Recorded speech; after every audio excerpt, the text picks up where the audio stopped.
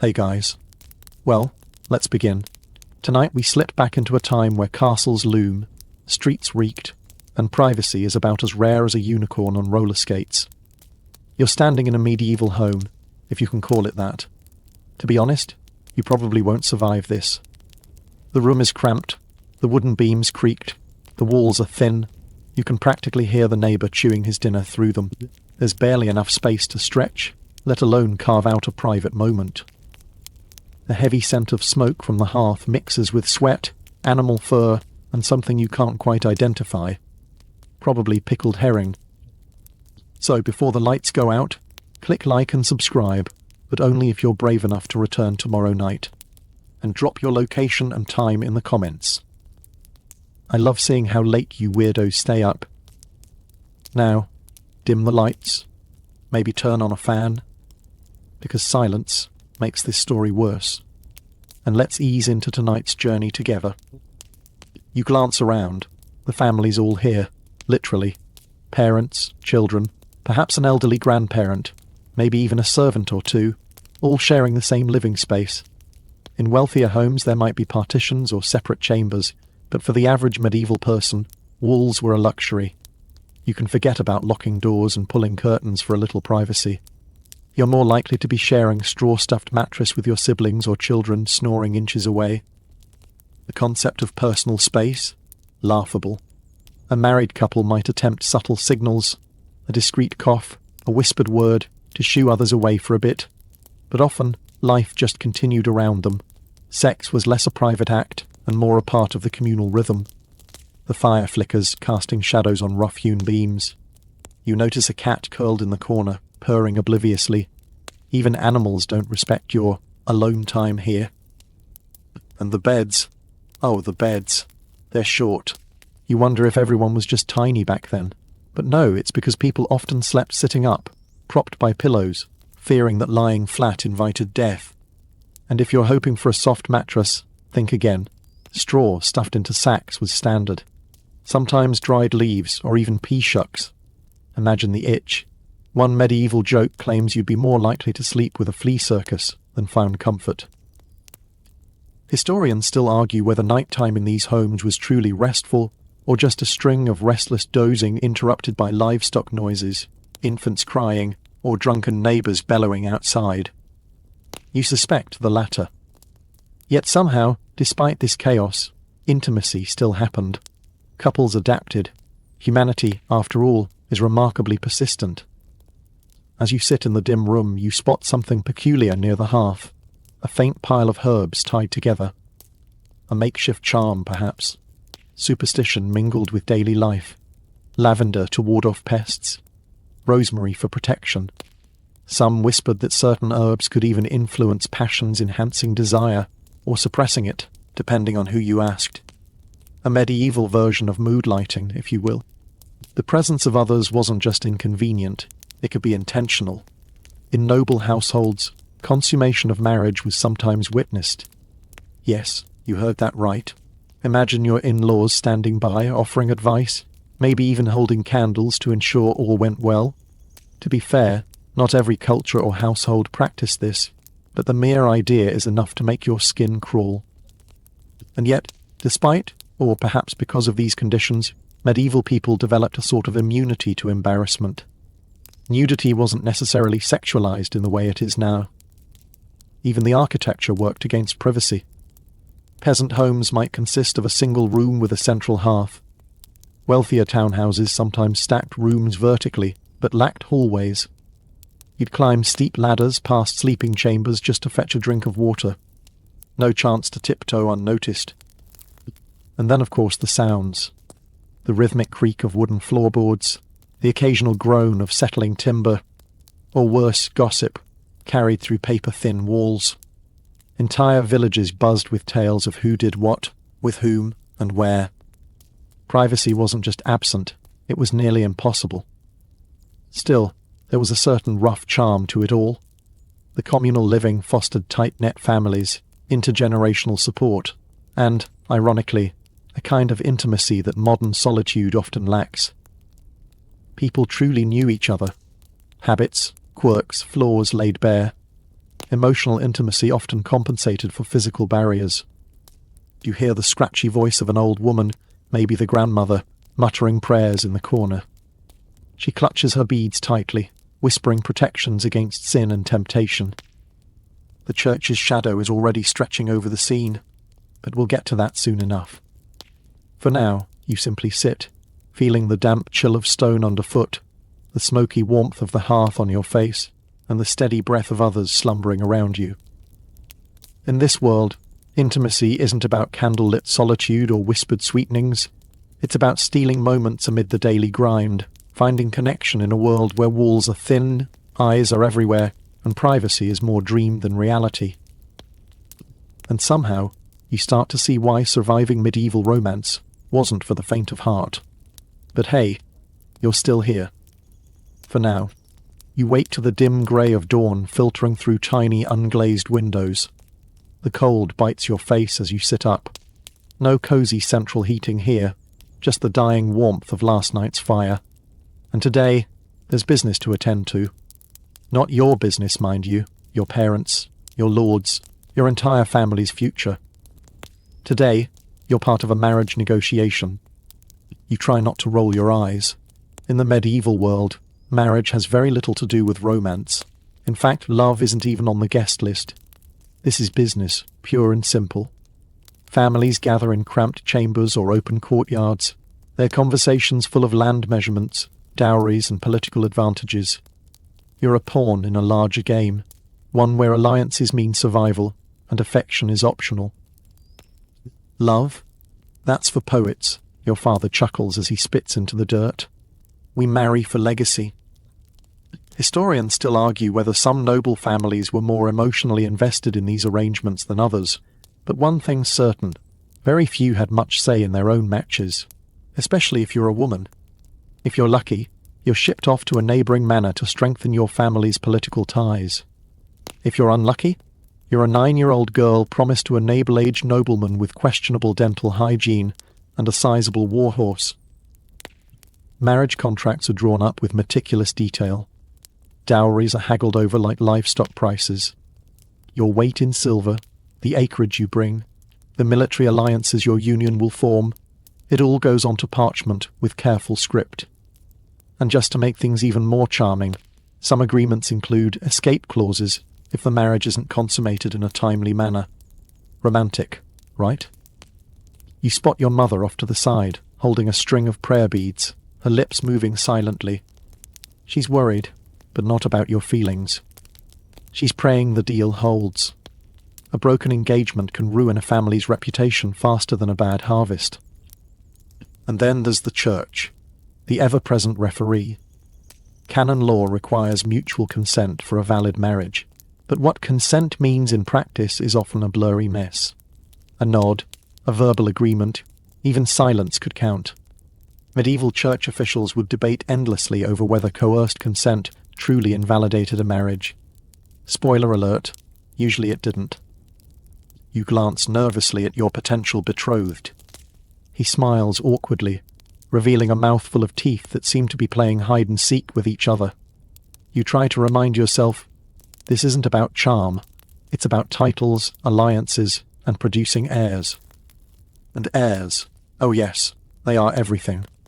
The ability to produce children is the primary measure of a successful marriage. There are even legal implications tied to fertility. If a marriage remains childless after years, whispers start. Fault could fall on either partner, but usually, you guessed it, the woman bears the brunt. Quirky fact incoming: in some cases, if fertility issues arise, medieval communities might resort to public rituals or bizarre medical interventions. Some believed that drinking a mixture of wine and crushed stag's testicles might spark fertility. Others blamed evil spirits or improper planetary alignments. The science was... Meanwhile, your dowry has now expanded to include several goats, 2 trunks of fine wool, and the promise of a new roof for your family's barn. The priest overseeing the agreement beams with satisfaction. Another righteous union secured, another pair destined to continue the population of hard-working, church-abiding peasants. But not everyone plays by these rigid rules. You hear whispers of couples who dared to marry without permission, runaway unions, elopements in the dead of night. These clandestine marriages were technically valid under church law if consent was given, but they invited scandal and potential excommunication if discovered. You can almost feel the thrill of rebellion in those whispered stories, but for most, the risk simply wasn't worth it. For nobles, negotiations could take months, even years. Kings and queens manipulated these unions like chess pieces on a grand political board. Marrying into a powerful family could alter entire national alliances. A bad match? Well, it could spark war. Your head spins as the final agreements are sealed with handshakes, wax seals, and faintly forced smiles. You're engaged. Officially. And now, the countdown to your wedding night begins. A prospect that fills you with a curious mixture of dread and detached resignation. For wealthier couples, preparations are elaborate. There's the ceremony, of course, which, unlike today, might not even happen inside a church building. The church doors themselves often served as ceremonial backdrops. After vows are exchanged, festivities ensue, feasts with roasted meats, spiced wines, and far too many drunken uncles singing bawdy songs. You catch snippets of ribald jokes about wedding nights. Uncle Roland is especially fond of these. His personal favourite involves a juggler, a goat, and a very confused monk. You politely pretend not to hear, but your ears burn. After the feast, there's no gentle retreat to a honeymoon suite. Oh no. In many traditions, especially among nobles, your first night as a married couple is a semi-public event. A grand parade to the bedchamber. Guests may even accompany you, offering advice, playful teasing, and good luck charms. Some cultures took it further, with symbolic bedding ceremonies where witnesses ensured consommony actually occurred. You shudder. Historians still debate how common these customs truly were across all classes. Some argue they were mostly symbolic. Others suggest full-blown spectator sport. Either way, your nerves are shot. As the chamber door closes, thankfully, finally, you find yourself face to face with your new spouse. The fire crackles. The bed creaks ominously. And here you both are. Virtual strangers suddenly expected to navigate one of life's most intimate moments, while your entire social network waits outside. Listening. The door latches shut behind you with a heavy, echoing clunk. For a moment you just stand there, awkward and stiff, stealing nervous glances at one another. The fire in the corner pops loudly, sending a brief shower of sparks up the soot-streaked chimney. Outside, you can still hear faint bursts of laughter and the thump of someone tripping over an empty wine barrel. Ah yes, marital bliss, medieval style. But even here, behind a closed door, you're not entirely alone. The church's invisible hand stretches into this room too. Its rules govern everything about tonight, from what you're allowed to do, to when, and even how often. And it's watching, always watching. Or at least, that's how it feels. You sit on the edge of the short, lumpy bed, noticing for the first time how scratchy the sheets are. Rough linen, barely softer than sandpaper. Your spouse shifts nervously, trying to make small talk about the feast. You nod politely, but let's be honest, no one's interested in discussing Uncle Roland's fourth helping of goose. Because here's the thing. In medieval Europe, sex was officially sanctioned only within marriage, and even then, it came with a whole scroll of restrictions. The church preached that intercourse should serve one purpose only, procreation. Pleasure? Dangerous. Frequency? Limited. Positions regulated. Medieval theologians wrote entire treatises debating which acts were acceptable and which led straight to eternal damnation. Historians still argue how strictly average people followed these teachings.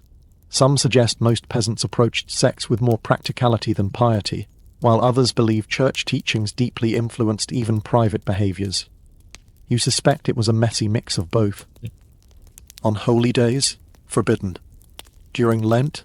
Absolutely not. Sundays? Risky. Wednesdays and Fridays? Better not. Saturdays? Only after attending confession. If you follow these rules to the letter, there aren't many green lights left on the calendar. Honestly, it's a miracle anyone ever got pregnant. Yet paradoxically, the church also obsessed over whether couples consummated their unions. An unconsummated marriage could be annulled, which was a serious concern for powerful families protecting inheritances. This made the first night not only personally nerve-wracking, politically loaded. No wonder witnesses sometimes lurked just outside the door. You glance up and notice a small wooden carving above the bed, an image of the Virgin Mary gazing serenely down upon you. A gentle reminder that while you may be alone in body, spiritually you are never, ever alone. Comforting? Not exactly. And if you think church doctrines only interfered on the wedding night, again, confessors frequently grilled parishioners about their bedroom conduct. Were you lustful? Did you desire your spouse too much? Too little? Did you spill seed improperly? Some confessors even provided detailed charts to classify your sins. One particularly odd debate involved whether or not couples could enjoy themselves if they genuinely intended to conceive. Some theologians reluctantly allowed that pleasure might be an unavoidable side effect of doing your duty. Others grimly insisted that even enjoying your spouse's company too much could invite spiritual peril. Of course, behind closed doors, not everyone adhered so tightly. Peasants might sneak in a little fun without consulting their priest. Merchants, nobles, and even clergy often winked at these rules while publicly preaching virtue. Human nature has a way of stretching even the strictest codes. Speaking of clergy, you remember the rumours. Stories of monks and nuns breaking vows, secret lovers meeting under cover of darkness, even priests fathering illegitimate children. The church condemned such scandals harshly, but that didn't stop them from happening. You mentally bookmark this, something to explore later in your journey. Suddenly your spouse clears their throat, offering you a small cup of spiced wine, a medieval attempt at relaxation. You sip gratefully, letting the warm liquid soften your nerves. Spices like nutmeg and cinnamon were rare and expensive, suggesting your family spared no expense tonight. Lucky. In wealthier circles, marriage manuals occasionally circulated awkward, instructional texts offering tips for consummation. One famous example, the Secretum Secretorum, supposedly based on ancient wisdom, advised husbands to avoid frightening their wives during the act, and to refrain from any beastly noises. Solid advice, really. You lie back carefully on the narrow bed, mindful of the straw poking through the mattress. Outside, the reveller's noise gradually fades as the fire dims to glowing embers. For a brief moment, you realize you're not thinking about the church, your family, or even your reputation. You're simply two nervous people trying to find connection amid a maze of expectation. And oddly enough, that's where the humanity of medieval sex shines through. Beneath all the rigid doctrines, awkward customs, and political machinations, medieval people were still people. Nervous, hopeful, sometimes clumsy, occasionally tender. Maybe even, if everything went well, a little happy. The first night passes. Maybe it was awkward. Maybe it was sweet. Or maybe nothing happened at all. Some couples waited days or even weeks, building trust first. Medieval chroniclers loved to gossip about these delays, especially when they involved royal couples. A marriage unconsummated is a marriage incomplete, they'd whisper. As dawn creeps back into your chamber, you notice the house stirring again. The bed creaks as you sit up, your muscles sore from the terrible mattress. You glance at your spouse, both of you sharing a look of relief that it's over. For now. Outside your door, family members hover, trying to appear casual. Aunt Beatrix offers you fresh bread with a knowing smile. Uncle Roland winks, predictably inappropriate. The priest beams, assuming all went perfectly according to God's plan. You're officially married. The church is satisfied. The family alliance is sealed. And your private life? Well, it will remain anything but private in the days ahead. The sun climbs higher, casting thin beams through your drafty little windows, and your first day as a married person officially begins. But before you can even think about catching your breath, another cultural expectation is waiting around the corner. one that feels oddly disconnected from the political chess game you've just played, courtly love. You blink. Yes, courtly love, the syrupy, poetic nonsense that bards and troubadours adore. You might have hoped, somewhere deep inside, that your new life would resemble one of those flowery ballads. You know the ones, gallant knights pledging their eternal devotion to fair maidens, stealing secret kisses beneath moonlit balconies, composing heartfelt sonnets by candlelight. Sweet, right? Well, brace yourself. The reality, completely different. See, courtly love was often more fantasy than practice. It flourished in the high medieval courts, especially in places like southern France, where noble circles obsessed over elaborate codes of chivalry, but it rarely had much to do with actual married life. In fact, these courtly romances typically celebrated unattainable love-illicit affection between knights and married noblewomen, the very sort of thing that would get most people publicly flogged or worse. Historians still argue whether courtly love was ever truly practiced, or mostly served as entertainment for the bored elite. Some suggest it offered a harmless outlet for emotional expression. Others suspect it led to plenty of scandalous affairs behind castle walls. You imagine yourself for a moment as one of those noble ladies, cloistered in a high tower, receiving secret love poems from a dashing, armour-clad suitor, who smells faintly of horse. Your husband, naturally, is away managing the estate, or perhaps ignoring you entirely. This wasn't uncommon. Many aristocratic marriages involved long separations, either due to war, travel, or sheer disinterest. For these women, courtly love became a way to reclaim a sliver of emotional autonomy. After all, their actual marriages were often arranged without their consent, with affection an afterthought at best. A charming knight whispering forbidden praises might feel thrilling, even if nothing ever came of it. But don't think for a moment that commoners were writing flowery sonnets or staging secret balcony trysts. Your average peasant had no time for such nonsense. Between endless labour, religious obligations, and nosy neighbours, most romances were far more practical, and probably involved awkward conversations about grain prices or how many chickens survived the winter. Still, the idea of romance wasn't completely foreign to peasants. Folk songs and bawdy tales filled village evenings. At local festivals, young people might sneak a few stolen kisses behind haystacks, but elaborate declarations of eternal love, rare. You step outside your house for some fresh air and are nearly knocked over by a flock of squawking geese. A group of village women chat nearby, sharing stories they definitely wouldn't tell in church. One giggles as she recounts how a visiting merchant tried to woo her by promising exotic spices. Another rolls her eyes and says she'd rather have a new pair of shoes. Medieval flirting, you realise, had its own charm. And then there's the matter of songs, some of them shockingly risque.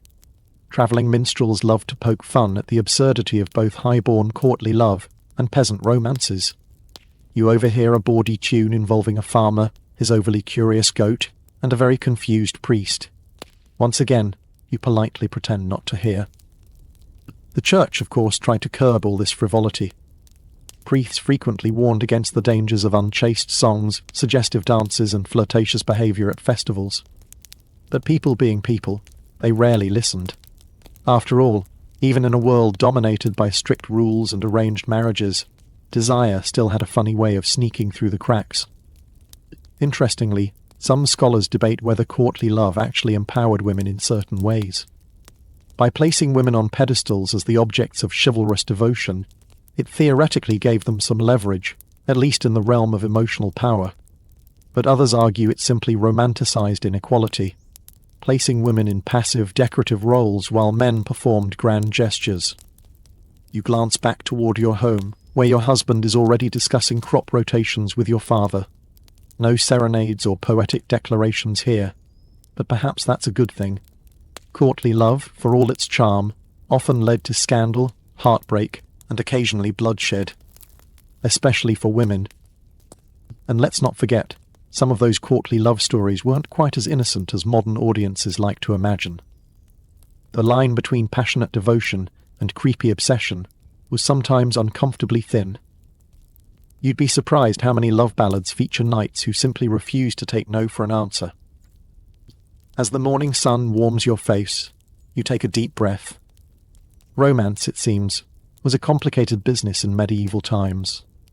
Whether bound by political duty or lost in the tangled poetry of courtly love, navigating relationships was rarely simple.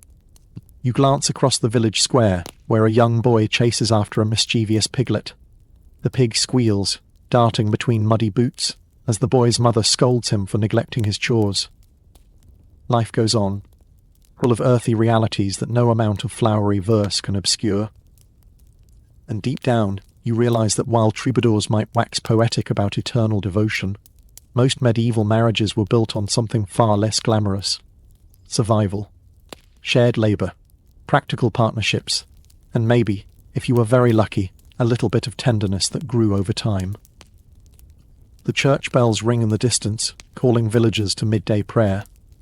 You sigh and head back inside, preparing for another lesson in just how bizarre, unsurprisingly human medieval intimacy really was. The afternoon sun slants across the wooden beams as you shuffle nervously into a small, stuffy chamber. Today isn't about politics or romance. No, today you're here for something far more personal and far more awkward. The virginity test. Yes, you heard that right. In some circles, particularly among nobles and royalty, proving a bride's virginity was no small matter. Entire alliances hinged on the purity of a young woman's body, and everyone wanted assurance that their family's bloodline wasn't about to be polluted by some scandalous prior affair. You sit on the edge of a hard wooden stool, shifting uncomfortably under the weight of curious eyes. A group of matrons hover nearby, whispering and exchanging glances. One carries a bundle of clean linen, another holds a small basin of water. You try to keep your breathing steady. To be honest, you probably won't survive this. Historians still argue just how widespread these virginity tests were, and whether they were genuine medical examinations or more theatrical rituals designed to reassure anxious in-laws. Some accounts describe physical inspections conducted by midwives or elder women. Others suggest that simply displaying blood-stained bed linens the morning after consummation served as sufficient proof. The logic behind it was, of course, questionable at best. The hymen, that tiny fold of tissue, can be stretched or torn for countless non-sexual reasons. Riding horses, climbing trees, even an enthusiastic game of tag could alter it. But medieval medicine wasn't exactly known for nuance. If the hymen appeared intact, you were assumed pure. If not, well, prepare for some serious trouble. One particularly bizarre method involved submerging the bride's hands in cold water. If her skin remained pale and her veins didn't bulge, it supposedly indicated chastity. Scientific? Hardly. But in a world where superstition often masqueraded as medicine, it was taken very seriously. The stakes were especially high for highborn women. An accusation of premarital sex could ruin an entire family's standing. In some cases, false accusations led to brutal punishments, public shaming, annulments, or even execution. You feel your stomach tighten at the thought. Quirky tidbit time.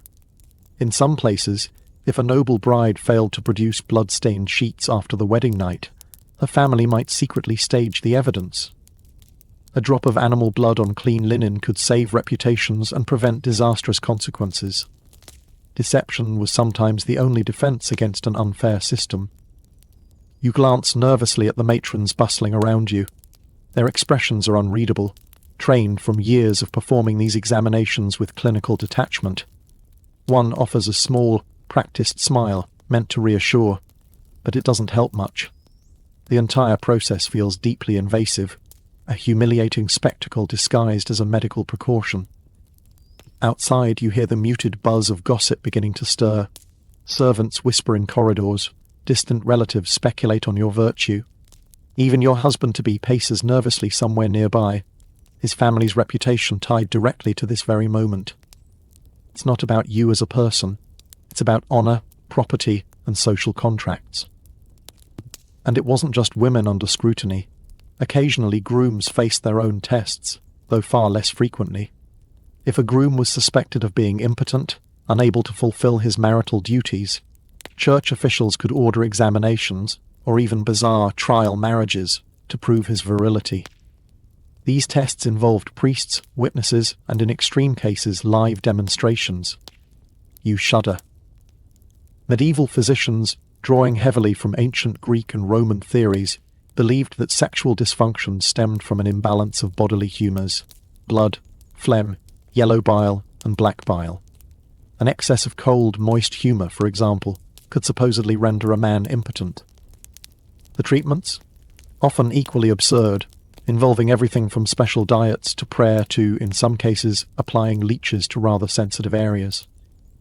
You blink rapidly, trying to distract yourself from the current situation. One matron gently lifts your chin, examining your complexion. Pale and modest, she murmurs approvingly. Apparently that's a good sign. Another checks your pulse, her fingers surprisingly cold against your wrist. The entire experience is surreal, part medical theatre, part social ritual. It has less to do with actual anatomy, and far more with appearances, reputation, and reinforcing patriarchal control over women's bodies. Yet for now, you have little choice but to comply. Finally, after what feels like an eternity, the matrons step back, murmuring quietly amongst themselves. One of them steps forward to deliver the verdict, her voice calm and practiced. The maiden is whole. You exhale, your knees slightly weak with relief. The matrons quietly file out, their task complete. Outside, the whispers transform into congratulatory murmurs. Your family's honour remains intact, for now. Historians continue to debate how much of this ritual was truly about morality versus social control. Some suggest it offered a perverse kind of power to elder women performing the tests, while others argue it primarily served to reinforce male dominance over female sexuality. Either way, you feel like little more than a piece of livestock inspected before sale. As evening falls once more, you sit quietly by the hearth, processing everything. The rituals, the expectations, the quiet indignities endured with practiced composure. It's all part of this strange medieval tapestry where sex, power, and reputation are hopelessly entangled. A soft knock on the door interrupts your thoughts. Your husband steps inside, offering you a tentative smile. Despite everything, there's a flicker of kindness in his eyes. Perhaps, you think, there's still hope for something real to grow between you two. Not courtly love, not political duty, but something simpler. Human. The fire crackles softly. Outside, the village settles into its nightly rhythm once again. And you're only beginning to understand just how bizarre and strangely fascinating medieval intimacy truly is. The days roll on, and as you settle into your new life, you quickly discover that something as seemingly basic as bathing comes with its own strange, medieval flavour. You might have imagined candle-lit baths, fragrant oils, and sensual moments. Let's just say, lower your expectations. For starters, bathing isn't a daily event. It's barely a monthly event for most people. Water, ironically, isn't always easy to access. Clean water even less so. Heating large amounts takes time and precious fuel, and for peasants, the labour simply isn't worth it unless absolutely necessary. Hygiene, as you know it, does not exist. You step into a narrow, dimly lit bathhouse, if you're lucky enough to live in a town with one. The air is thick with steam and the mingling scents of sweat, mildew, and a faint whiff of herbs, someone optimistically tossed into the water. Bathhouses are semi-public spaces. Men and women often bathe separately, but sometimes together, depending on local customs, and, let's be honest, how much anyone's paying attention. Historians still argue whether bathhouses were primary centres of hygiene, social gathering spots, or thinly veiled dens of sin. The truth probably varies depending on the town and decade. In some cities, bathhouses doubled as informal brothels, much to the church's dismay. You notice a stern-painted wooden sign near the entrance, warning against lewd conduct. Probably not very effective. You ease yourself into a large wooden tub shared with several others. The water is warm, thankfully, and surprisingly murky. You try not to dwell on what might be floating near your knee. A woman nearby scrubs her arms vigorously with rough linen, while two merchants discuss grain prices, casually splashing each other as they speak. Privacy, as you've learned by now, is a rare commodity. Bathers sometimes use fragrant herbs like lavender, rosemary, or thyme, not only for scent, but in a half-hearted attempt to ward off fleas and lice. Soap exists, but it's nothing like your modern, perfumed luxury bars.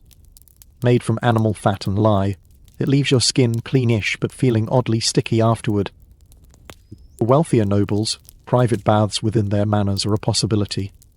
You imagine elaborately carved wooden tubs, servants hauling steaming buckets up endless stone stairs, and perfumed oils imported at great expense. But even then, bathing is infrequent. Some medieval physicians even warned that bathing too often could weaken the body's defences by opening the pores to dangerous miasmas, bad air, thought to carry disease. In fact, during outbreaks of plague, people avoided baths entirely, fearing that water would make them vulnerable to illness. Dirt was considered a kind of protective layer. You find yourself idly wondering if dirt-based skin might make a comeback someday. Please, no. And then there's the question of smell, a constant background character in your medieval life. The combination of unwashed bodies, chamber pots, livestock, and open sewage creates a pungent cocktail that modern noses can barely imagine. Scented pomanders, filled with spices and herbs, became a popular accessory, especially among the nobility, to mask the ever-present stink. Quirky fact break. One recipe for a medieval breath freshener involved chewing fennel seeds mixed with honey and wine. Effective? Debatable. Sticky? Definitely. Despite the questionable hygiene standards, medieval people weren't entirely indifferent to cleanliness. They recognized that filth invited lice, fleas, and skin diseases. It's just that their understanding of disease transmission was, well, a bit off. Without germ theory, many believed illness came from bad air or imbalanced humours rather than microscopic invaders. You glance around the bathhouse, silently grateful that you know more than they do. As you soak, you overhear whispered gossip about someone's scandalous liaison at last week's festival. A young baker's apprentice and the blacksmith's daughter, caught kissing behind the mill. You smile to yourself. Despite all the rigid rules, human impulses keep bubbling to the surface, like the steam rising around you. Eventually, you climb out of the tub, skin-pruned and slightly sticky from the strange soap. An attendant hands you a rough wool towel, which does more scratching than drying. You dress quickly in your many layers, undergarments, chemise, bodice, kirtle, wondering how anyone finds time or patience to undress for intimacy in this era. Peeling off these clothes feels like unwrapping an anxious, sweating. Later that evening, back home, you glance toward your husband as he tugs off his own layers. The combination of sweat, wool, and damp linen fills the small chamber with its familiar tang. Romantic? Not exactly. But strangely, you've both grown somewhat numb to it. Your senses have simply recalibrated to medieval life. Historians debate whether medieval couples found each other sexually attractive in ways we would recognize. Some suggest that cultural standards of beauty, plumpness, pale skin, small hands shape desire, while others argue that attraction was far more practical. Proximity, shared duties, and social expectations likely played a larger role than physical allure. You settle onto your lumpy straw mattress, listening to the wind rattle the shutters. Somewhere in the village, a dog barks, a baby cries. You close your eyes, wondering how anyone managed to cultivate desire amid so many sensory assaults. And yet somehow they did. Marriages produced children, affairs blossomed, forbidden romances sparked under full moons. Even in a world of dirt, discomfort, and endless rules, intimacy found its place. Awkward, scratchy, and sometimes surprisingly tender. You drift off, vaguely aware of the lingering smell of lavender still clinging to your damp hair. Tomorrow will bring another layer to this strange world you're learning to navigate. Morning light filters through the tiny window again, and you groggily begin the day's endless routine of layering yourself into what can only be described as medieval armour, but made entirely of fabric. As you cinch the final ties on your bodice, you're reminded that in this era, even clothing plays a peculiar role in the realm of intimacy. Forget the Hollywood fantasy of flowing silk nightgowns and seductive corsets. What you're dealing with is far more complicated. Layer upon layer of linen, wool, and, if you're rich, maybe silk or velvet. Heavy garments designed for modesty, not ease. And these layers aren't coming off quickly either. First, you slip into your chemise, a basic linen underdress worn by nearly everyone, rich or poor. Its job? To absorb sweat and body oils, so you don't have to wash your outer clothes as often. Brilliant, in a very medieval way. Over that comes your kirtle, a longer, fitted dress, and finally, a surcoat or gown for public wear. The wealthier you are, the more elaborate your outfit, but ironically, the harder it becomes to actually remove. For men, it's not much better. Linen undershirts, hose that tie to a doublet, long tunics, and occasionally enormous padded cloaks complete with fur trim. Getting undressed requires time, assistance, and patience, not exactly conducive to spontaneous passion. You glance at your husband, who's wrestling with the ties on his choses, which cover his legs like awkward woolen leggings. He mutters under his breath as the knot refuses to cooperate. You suppress a giggle. Medieval foreplay, you realize, begins with successfully undoing several yards of knots and laces without giving up in frustration.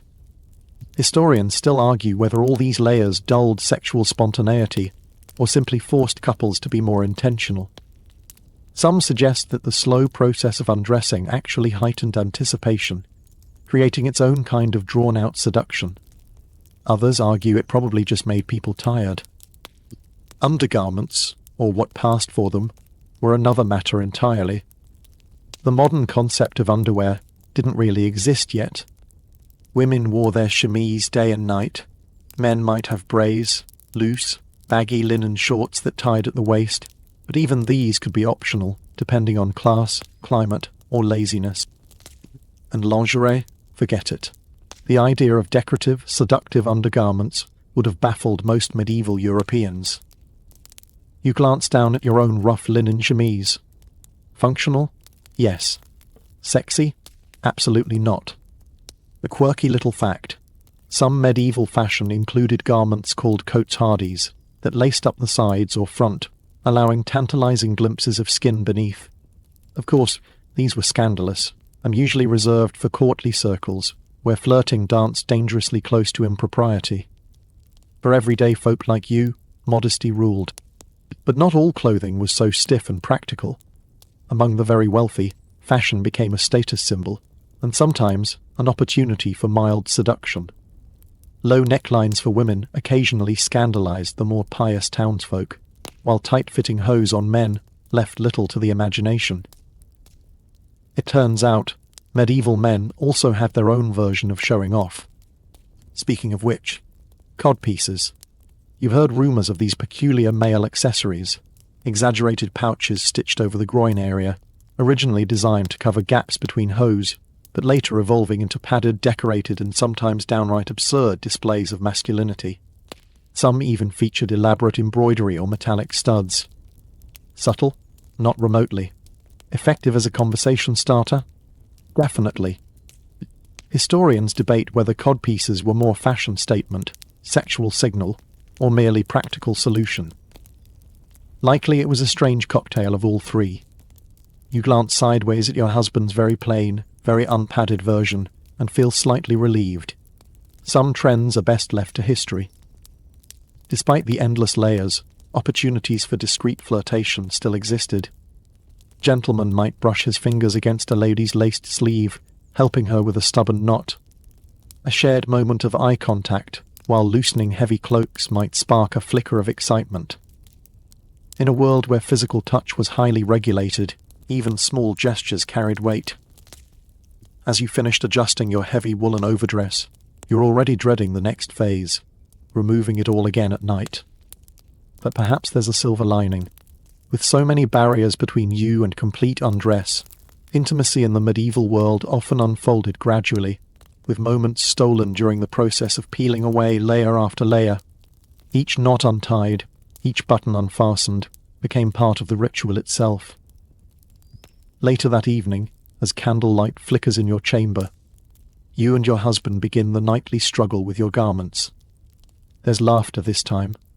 His sleeves get tangled, your bodice refuses to cooperate, and you both collapse onto the bed halfway through the process, breathless from laughter instead of passion. And in that moment, you realize something peculiar about medieval intimacy. It isn't always about steamy encounters or grand gestures. Sometimes, it's simply about enduring the strange, inconvenient, and occasionally hilarious rituals together, finding connection amid the folds of wool and knots of twine. The fire crackles, the wind howls outside, and the heavy weight of your discarded clothes lies in a heap on the floor. A small mountain, conquered together, one layer at a time. Another day, another scandalous whisper carried on the breeze. Today you find yourself eavesdropping near the village well, a prime hotspot for gossip, as always where a group of women discuss something hushed, secretive, and entirely forbidden. Contraception.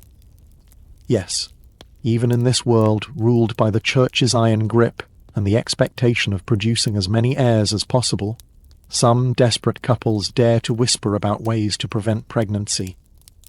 You lean in, pretending to adjust your water jug, as their voices lower conspiratorially. One woman swears by a peculiar concoction, steeping pennyroyal leaves in wine and drinking the bitter brew. Another claims to know a midwife who sells charms, small pouches of herbs tied discreetly under a woman's clothing to ward off conception. A third woman nods solemnly, adding, "You must pray to St. Margaret for protection, but also avoid lying with your husband on a full moon." Historians still argue how widespread these folk practices were, and whether they were remotely effective. Modern science would give most of them a resounding no. But in a world where women's reproductive futures were often terrifyingly out of their control, even the most desperate superstitions offered a sliver of hope. Of course, the Church condemned all such efforts. Sex, as they preached, was for procreation. Full stop. Any deliberate attempt to prevent conception was considered a grave sin, one that could lead to excommunication, or worse. Yet behind closed doors, some women, and even men, were willing to risk their souls for a measure of control. A quirky tidbit you overhear. Some midwives claim that applying a paste made of honey, cedar resin, and ground acacia into the woman's body could block pregnancy. Strangely enough, certain ingredients like acacia might have had mild spermicidal properties, but the doses, methods, and understanding were wildly inconsistent. Mostly, these remedies offered false reassurance. You feel a shiver run down your spine. The fear of unintended pregnancy hangs heavy over every married woman's head, especially in the early years. Bearing children is expected, yes, but repeated pregnancies pose immense risks. Without modern medicine, childbirth can easily become a death sentence.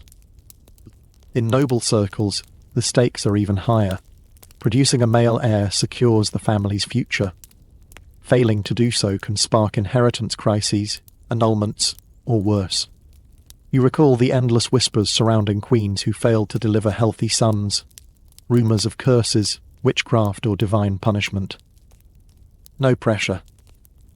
One woman near the well, older and stern-faced, mutters that certain foods can help space pregnancies, avoiding hot spices or eating bitter greens, for example. Another nods, adding, "A heavy saddle ride after the act can shake loose what's not meant to take root." You suppress a nervous laugh. Science? Not exactly. Even more bizarre are some of the talismans floating around, amulets made from wolf teeth, charms inscribed with mysterious symbols, prayers spoken backward, all aimed at giving desperate couples even the slightest illusion of control over nature's relentless hand. And yet, not all medieval people saw pregnancy avoidance as purely sinful. Some physicians, influenced by ancient medical texts, quietly acknowledged that spacing pregnancies might benefit a woman's health. Certain scholars even suggested that extreme overbreeding could damage the female body's natural balance of humours. But these voices remained whispers beneath the church's louder sermons. You glance around nervously, suddenly aware that even hearing these conversations could land you in trouble. The line between folk remedy and heresy is dangerously thin. Midwives and herbalists walk a precarious path, respected as healers by some, feared as witches by others. Their knowledge, passed down orally, is both deeply valuable and incredibly rich. A particularly bold woman leans closer to the group, lowering her voice even further. "There's a root," she says, "found only deep in the forest. If brewed properly, it can stop a woman's courses for months." The others gasp. You swallow hard, imagining the consequences if such secrets reached the wrong ears. The Church's punishments for those caught practicing or spreading contraceptive knowledge could be severe. Public penance, whippings, heavy fines, in extreme cases, charges of witchcraft. And yet, these quiet exchanges continue proof that even in a world dominated by religious control, human desperation remains a powerful force. Later that evening you sit by the hearth, pondering the strange balancing act medieval women perform daily, expected to produce heirs, but fearing for their health with every pregnancy. Forbidden from preventing conception, yet desperate for even the faintest glimmer of control. You glance toward your husband, who's rubbing his sore shoulders after a long day in the fields. He catches your eye and smiles. The pressures he faces are different, but equally heavy, providing for a growing family, maintaining land, navigating village politics. You share an unspoken moment of quiet solidarity, both trapped by the rules of your world, both doing the best you can within them. As you rise to bank the fire for the night, you pause briefly at your wooden chest, where a small sachet of dried herbs lies hidden beneath your spare chemise, just in case. The wind whistles outside, rattling the shutters. Somewhere beyond, another couple steals whispered advice by the well, clinging to hope, superstition, and fragile secrecy in a world that offers little room for choice. The days turn, and you begin to notice a new rhythm in the village, a quieter, riskier kind of dance that takes place behind furtive glances and whispered conversations. Despite all the rules, warnings, and sermons, affairs in medieval life are far more common than anyone admits. You sit at the market, pretending to examine apples while nearby, two women trade rumours with the enthusiasm of knights swapping battle stories. "Did you hear about the miller's wife?" one whispers, eyes darting. "The priest caught her sneaking into the blacksmith's stable after vespers." The other gasps, covering her mouth, but not in horror, in delight. Scandal, after all, is delicious. Affairs, whether fleeting or long-standing, were woven into the fabric of medieval life, from peasant villages to royal courts. Of course, the consequences varied wildly depending on your gender, class, and who you managed to offend. Historians still argue whether medieval society was secretly more permissive than we think, or whether the Church's iron grip succeeded in suppressing most illicit desires. The truth, as usual, is somewhere messy in the middle. Human nature rarely bows completely to rules.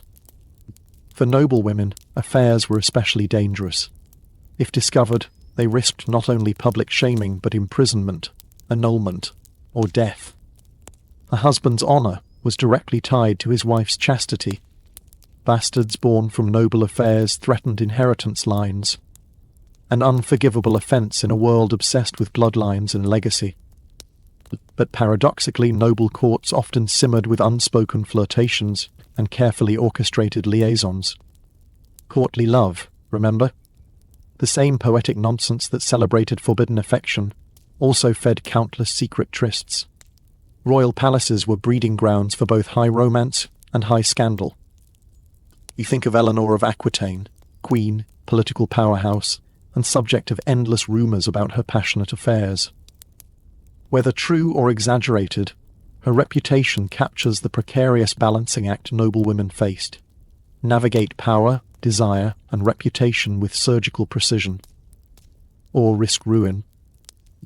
Among peasants, affairs were more common but often less politically explosive. In tight-knit villages, everyone knew everyone's business, and secret relationships rarely stayed secret for long. Still, many couples quietly tolerated minor indiscretions as long as public appearances remained intact. After all, When you share a one-room cottage with your in-laws, discretion becomes less about morality and more about logistics. A quirky tidbit floats into your mind from last week's gossip. One village woman claimed her husband tolerated her dalliance with a travelling minstrel because at least the fellow played a nice lute. You can't decide if that's romantic or tragic. Men face their own risks, though less severe. A husband caught committing adultery might endure public penance or minor fines, but rarely the life-destroying consequences faced by women. Double standards flourished like weeds in the medieval moral garden. The Church, naturally, condemned all forms of adultery, loudly and often. Priests warned of eternal damnation, fiery punishments, and public humiliation. Parishioners confessed their sins in dark booths, whispering their indiscretions while hoping for lenient penance. But confession also became a curious loophole. Sin, confess, repeat. You overhear one young man brag that he strategically times his confessions so his soul is always freshly scrubbed before major festivals. Keeps the ledger clean, he winks. His friends chuckle. You roll your eyes. Then there's the dangerous intersection of affairs and politics, especially at court. A king's mistress could wield incredible influence, securing lands, titles, or marriages for her relatives, but fall out of favour, and she might end up in a nunnery, or worse. One particularly scandalous story whispers through noble circles. A duke's wife discovered her husband's affair with a lowly chambermaid. Rather than confront him, she quietly bribed the maid's father to arrange a hasty marriage, shipping the girl to a distant village before anyone could connect the dots. The duke returned home to find his mistress vanished. Scandal averted, reputation intact. Ruthless? Yes. Effective? Definitely. You can't help but marvel at the layers of secret negotiations behind seemingly polite smiles. In medieval society, every relationship is a transaction wrapped in silk and scripture. Back home that evening, you sit by the fire with your husband. The shadows flicker across his face as he recounts a minor dispute over grazing rights, completely oblivious to the quiet dramas swirling just beneath the village surface. For a brief moment, you're grateful for his simplicity. Stability in a world like this is a rare and precious thing. Yet you can't deny the quiet thrill that scandal brings. Even now, as you sip your weak ale, your mind drifts to that stable behind the blacksmith's shop. You wonder, was it worth it for the miller's wife? The stolen moments, the risks, the pulse-quickening excitement, or did it all end in shame and whispered judgment? The line between desire and disaster is thin here.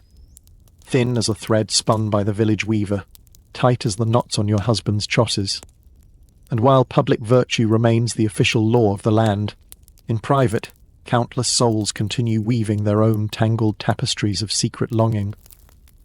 Outside, the moon hangs low, casting long, cold shadows across the village rooftops. Somewhere, another secret meeting unfolds beneath its pale light. Few figures hurrying through narrow alleyways, hearts pounding, prayers whispered.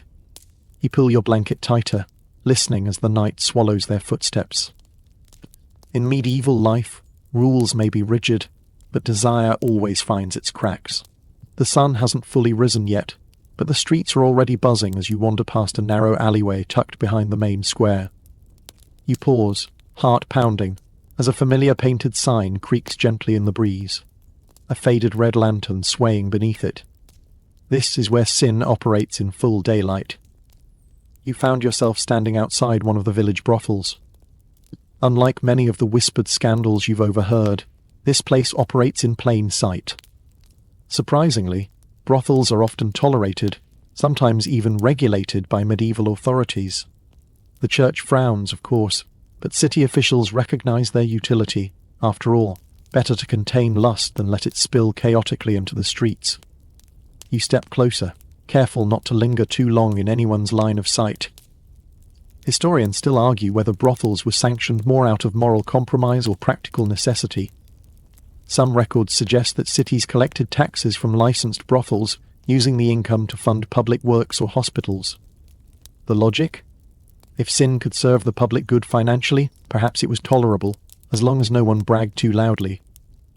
You glance toward the entrance. The woman leans casually in the doorway, her bright red gown unmistakable. She notices your glance and flashes a practiced toothy smile, not unkind, but measured. She's done this dance many times.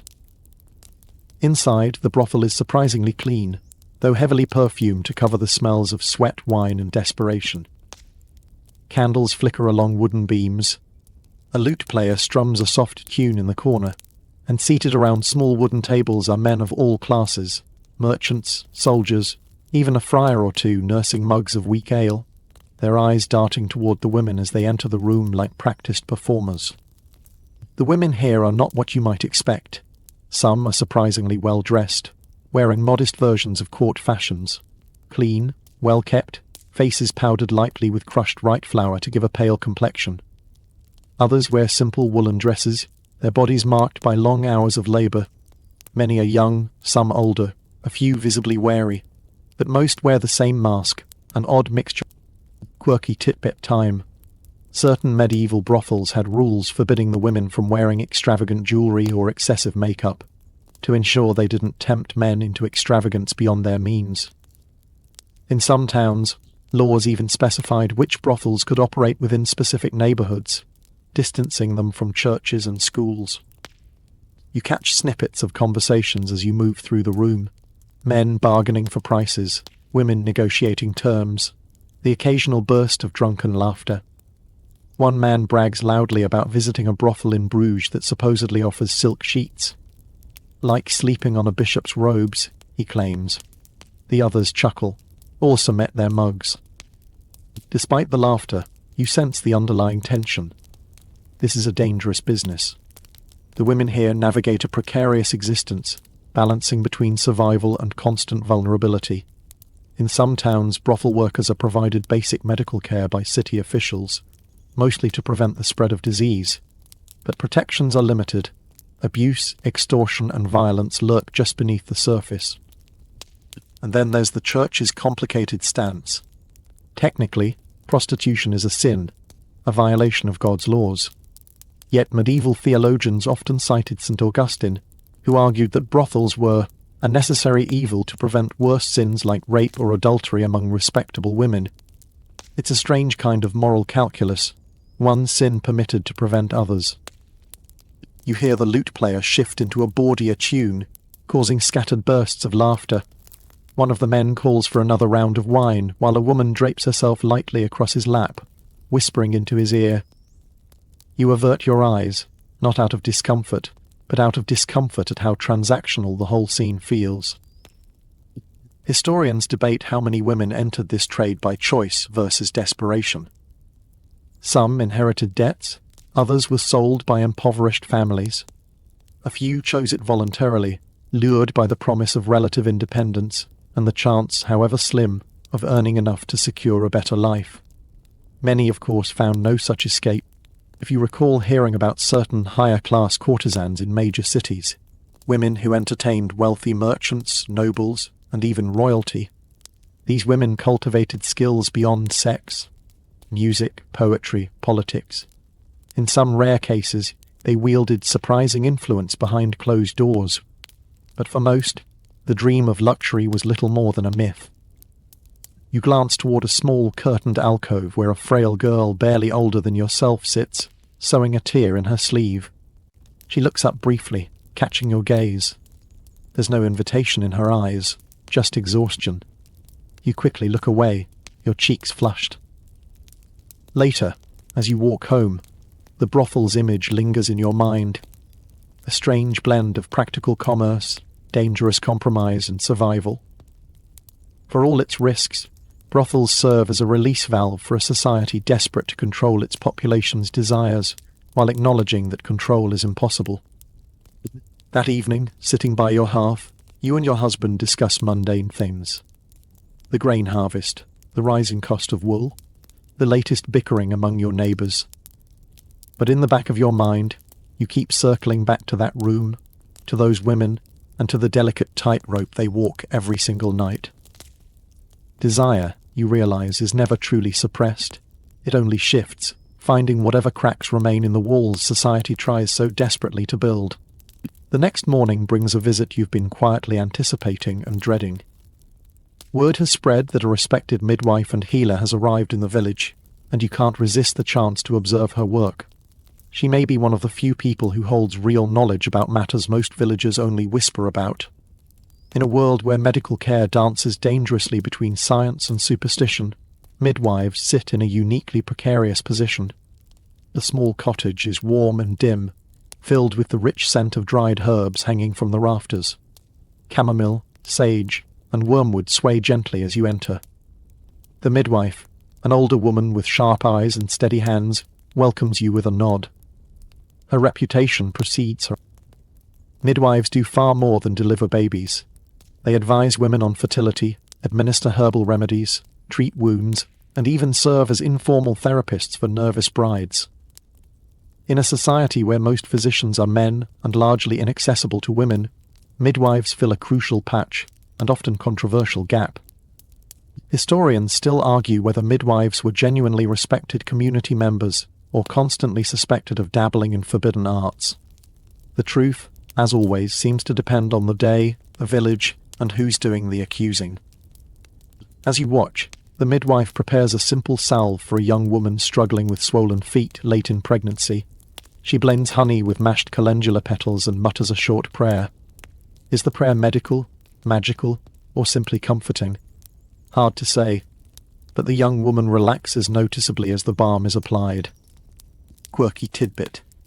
Many midwives carried special birthing amulets, small charms believed to protect both mother and child during labour. Some included tiny fragments of saints' relics, others were simple knots tied in specific patterns. You noticed one such charm hanging from the midwife's belt, a tiny wooden cross wrapped in red thread. Of course, not everyone trusts her methods. The Church views certain practices with deep suspicion. Healing herbs are acceptable. Barely, but anything hinting at spells or charms risks accusations of witchcraft. One poorly timed death, one failed delivery, one angry husband blaming the midwife for a stillborn child could easily spark public fury. You've heard the horror stories. Midwives accused of using devil's herbs, of summoning spirits, of stealing infants for dark rituals. Most accusations are absurd, fueled by ignorance and fear. But fear is a powerful thing, especially when tied to women wielding knowledge that most men don't understand. Despite the risks, midwives often serve as quiet champions for women seeking control over their bodies. You overhear a whispered conversation between the midwife and another woman who nervously asks about certain herbs that might delay the quickening. A veiled reference to early-stage pregnancy prevention, of course. The midwife responds carefully, offering no promises but suggesting a tea of wild carrot seed, a folk remedy rumoured to have mild contraceptive effects.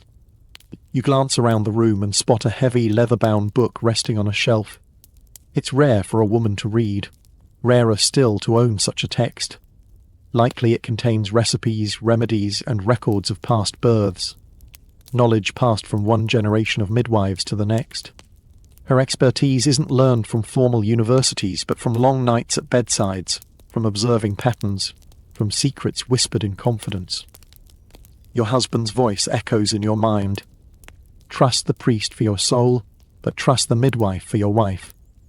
It's a common saying, revealing how even the most devout villagers recognize the midwife's essential role, especially when labour begins.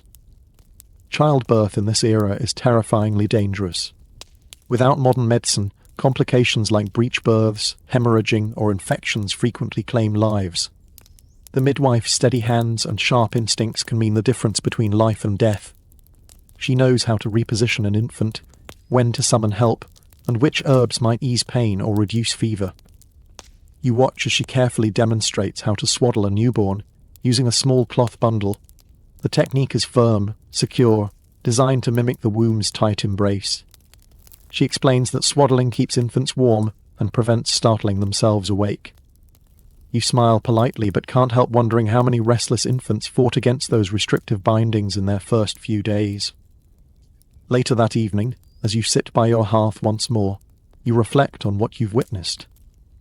In many ways, The midwife occupies a strange space between the sacred and the profane, respected when her knowledge saves lives, feared when her skills tread too close to the unknown. Historians continue to debate whether midwives were early symbols of female empowerment or victims of a system designed to control women's expertise. Some view them as quiet rebels, preserving ancient wisdom in the shadows of patriarchy. Others see them as deeply embedded within and dependent on the very systems that constrained them. You stare into the fire, feeling a new layer of understanding settle over you. In a world where nearly every aspect of sex and reproduction is tightly controlled by men and religious dogma, women like the midwife quietly carve out a space where female knowledge, agency, and survival persist. Hidden, but powerful. Outside, the moon hangs heavy once more, casting its cool glow over the village rooftops. And somewhere in that same village, another nervous bride, another desperate mother, another frightened girl will soon knock on the midwife's door, seeking her quiet, risky, and irreplaceable guidance. The village green bustles with activity as travelling minstrels set up for tonight's entertainment. You find yourself lingering near the gathering crowd, curiosity piqued. After all, tonight's subject is one that always draws laughter, gasps, and a few scandalized blushes. Medieval erotica. And let's be very clear, it's not what you think. The lute player plucks a cheerful tune as the lead storyteller begins his performance, launching into a bawdy tale about a dim-witted miller, a clever wife, and a priest who somehow ends up locked in a privy. The crowd roars with laughter. Subtle? Absolutely not. Entertaining? Entirely. While the church disapproves, these ribald tales are a staple of medieval entertainment, especially during festivals or in taverns after a few mugs of ale. They blend humour, sexual innuendo, and social satire in a way that somehow feels both innocent and entirely inappropriate. This isn't courtly love, it's lewd jokes wrapped in rustic charm. Historians still argue whether these performances were harmless fun or dangerous moral threats. The church, unsurprisingly, leaned heavily toward the latter, issuing sermons condemning unchaste laughter. But even the sternest preachers couldn't stop people from craving a little risque humour now and then. You can't help but chuckle as the minstrel exaggerates the priest's shrieks from inside the locked privy. Around you, peasants slap their knees, young couples nudge each other playfully, and even a few older matrons suppress knowing smirks. There's a sense of communal mischief, as if everyone agrees to momentarily suspend propriety. Quirky fact break. One particularly popular genre of medieval erotica was the fabliau short, comedic tales filled with sexual misadventures, mistaken identities, and gleeful irreverence toward the clergy and upper classes. Think of them as the medieval equivalent of raunchy sitcom episodes. And it wasn't just spoken word. Illustrated manuscripts occasionally included surprisingly graphic marginalia. Tiny doodles of monks chasing naked women, animals performing indecent acts, or exaggerated genitalia pop up in the corners of otherwise serious religious texts. You imagine some bored scribe giggling to himself while adding these absurd flourishes to the margins of a prayer book. You've seen a few of these odd illustrations yourself, tucked in the abbey's library when no one was watching. A rabbit jousting with a snail, a man struggling to climb into bed with an unadused wife, a nun plucking oversized phallic vegetables from a garden. The symbolism might be lost on modern viewers, but the cheeky humour is unmistakable. One scholar you once overheard insisted that these playful images weren't simply comic relief, but subtle critiques of monastic hypocrisy and sexual repression. Others argue they were just naughty doodles made by lonely scribes stuck copying psalms for the 100th time. Honestly, both explanations feel equally plausible. You turn your attention back to the storyteller, who's now spinning a tale involving a jealous husband, a mischievous stable boy, and a strategically placed washtub. The punchline lands with a flourish, sending the audience into another round of delighted laughter. In some cities, public performances of bawdy tales were occasionally banned, especially during Lent or holy feast days. But enforcement was inconsistent.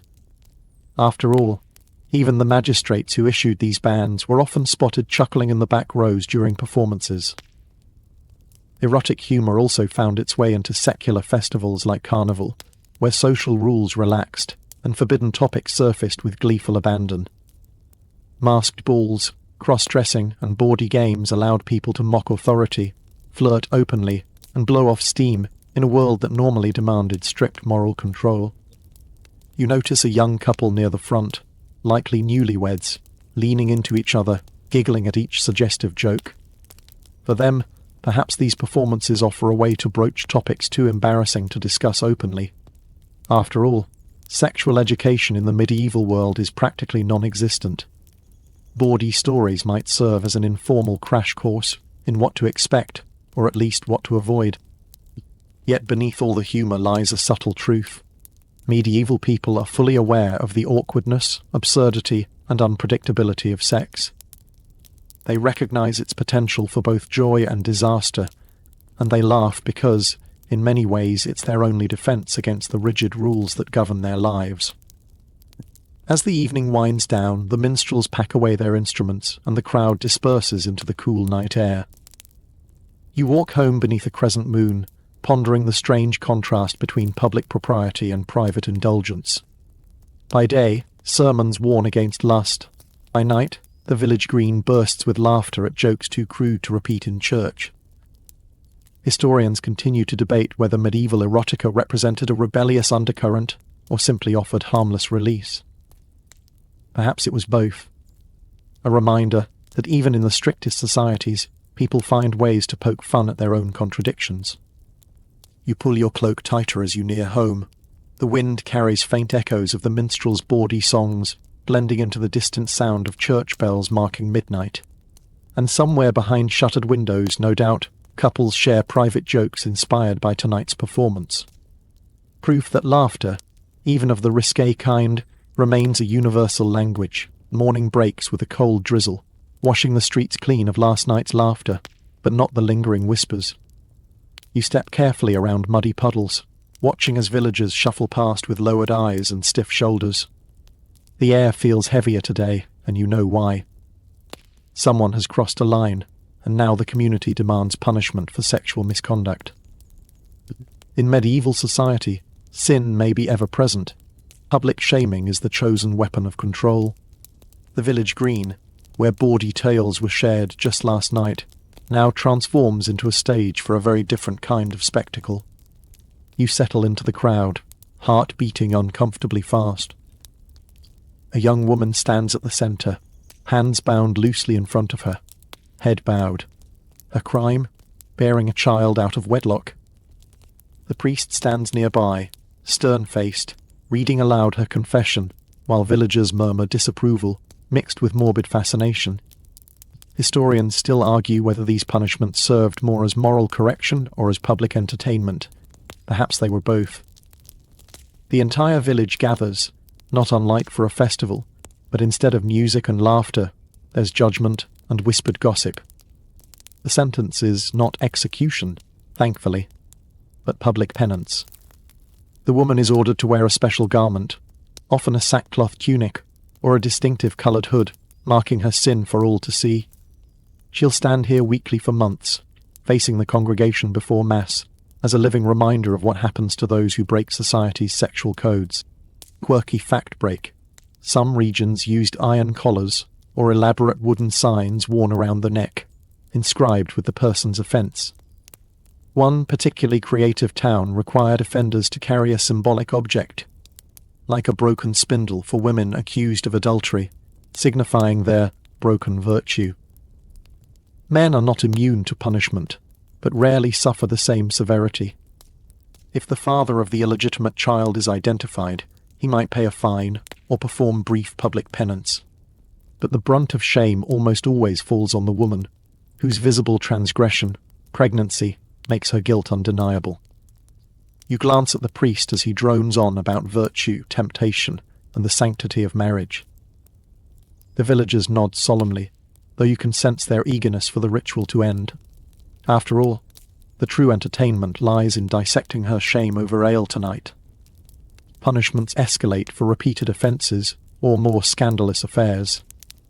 Adultery within marriage often earns harsher sentences, whippings, banishment, or even imprisonment in a local lord's dungeon. You've heard of some lords maintaining private prison towers specifically for wayward wives accused of multiple infidelities. In rare cases, severe public punishments serve as cautionary tales. You remember the whispered account of a noblewoman accused of adultery, who was forced to parade through town barefoot, wearing only her shift, while carrying a heavy stone as penance for her unbearable sin. The mental image alone makes your stomach twist. Yet ironically, many of these public rituals offer villagers a strange sense of unity. By witnessing someone else's punishment, they reaffirm their own virtue. The message is clear: as long as you stay in line, the flames of judgment burn elsewhere. Historians debate whether these punishments truly deterred misconduct, or simply forced people to become more discreet.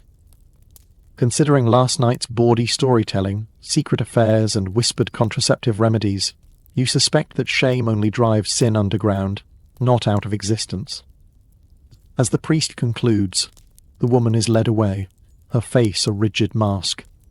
Some villagers cross themselves, others turn away quickly, as if prolonged eye contact might invite contamination.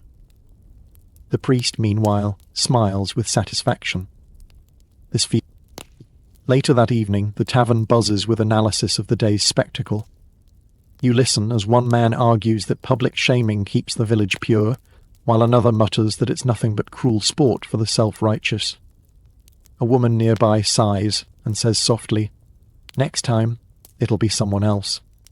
Punishment for sexual misconduct doesn't end at public shaming.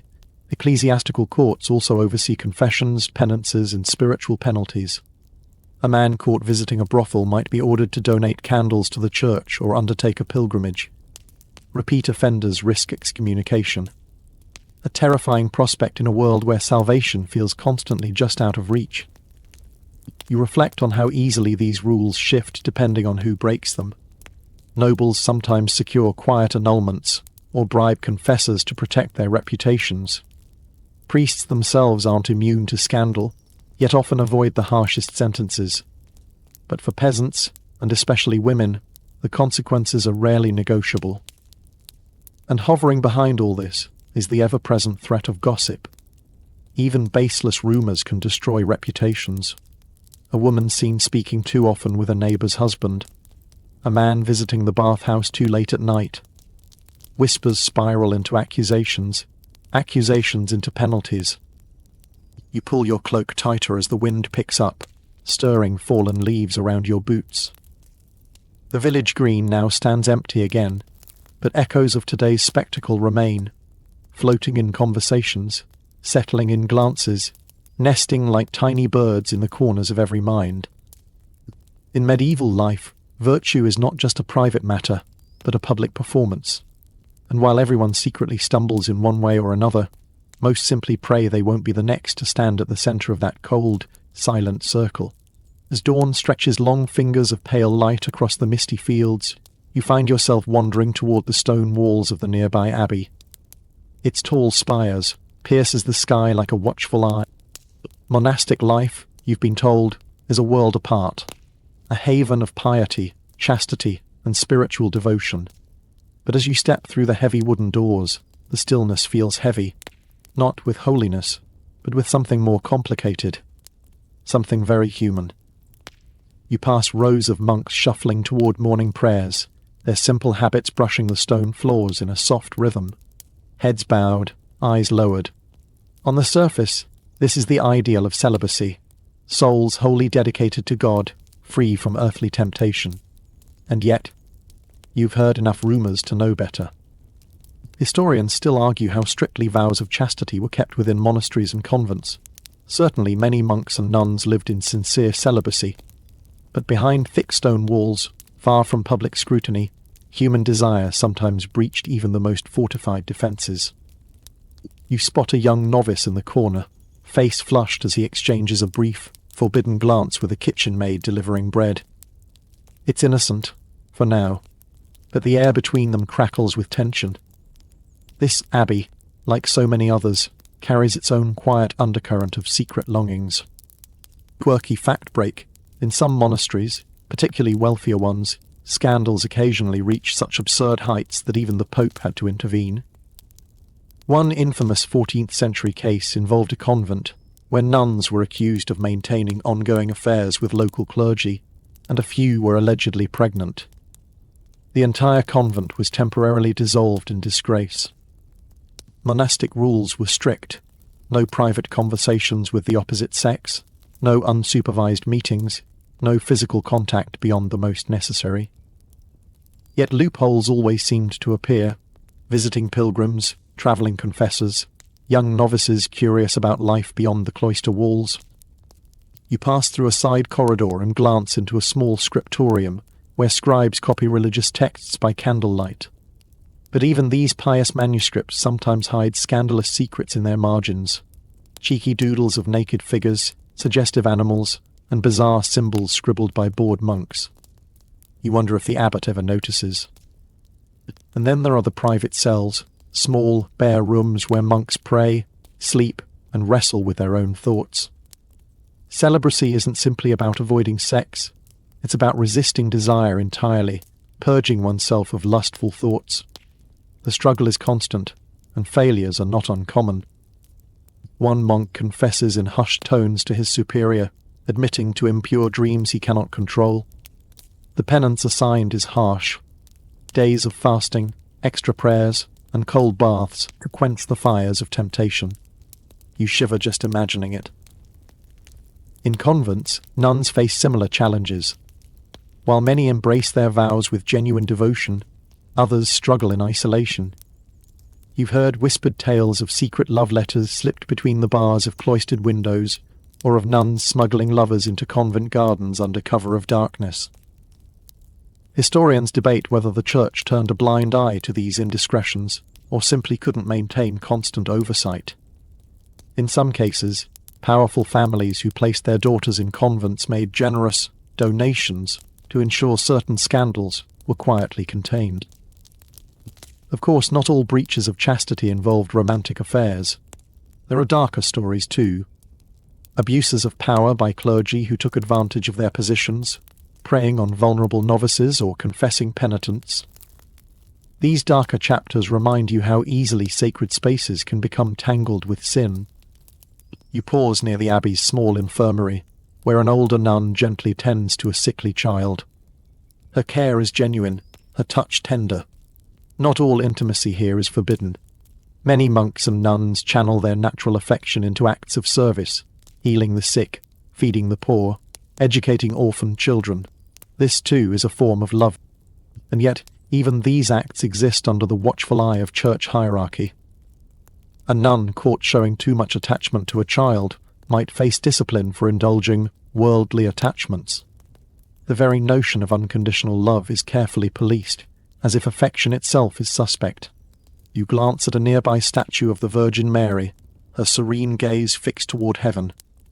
Ironically, while human love is tightly regulated, divine love is endlessly praised.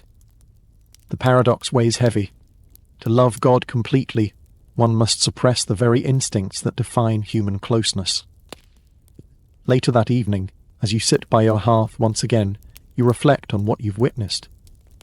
The monks' bowed heads, the nuns' gentle smiles, the whispered glances, the suppressed desires, all locked behind those cold stone walls. Historians still debate whether celibacy itself was a sustainable ideal or an impossible demand imposed by a church eager to control not just bodies, but hearts. For every monk who mastered his flesh, another stumbled.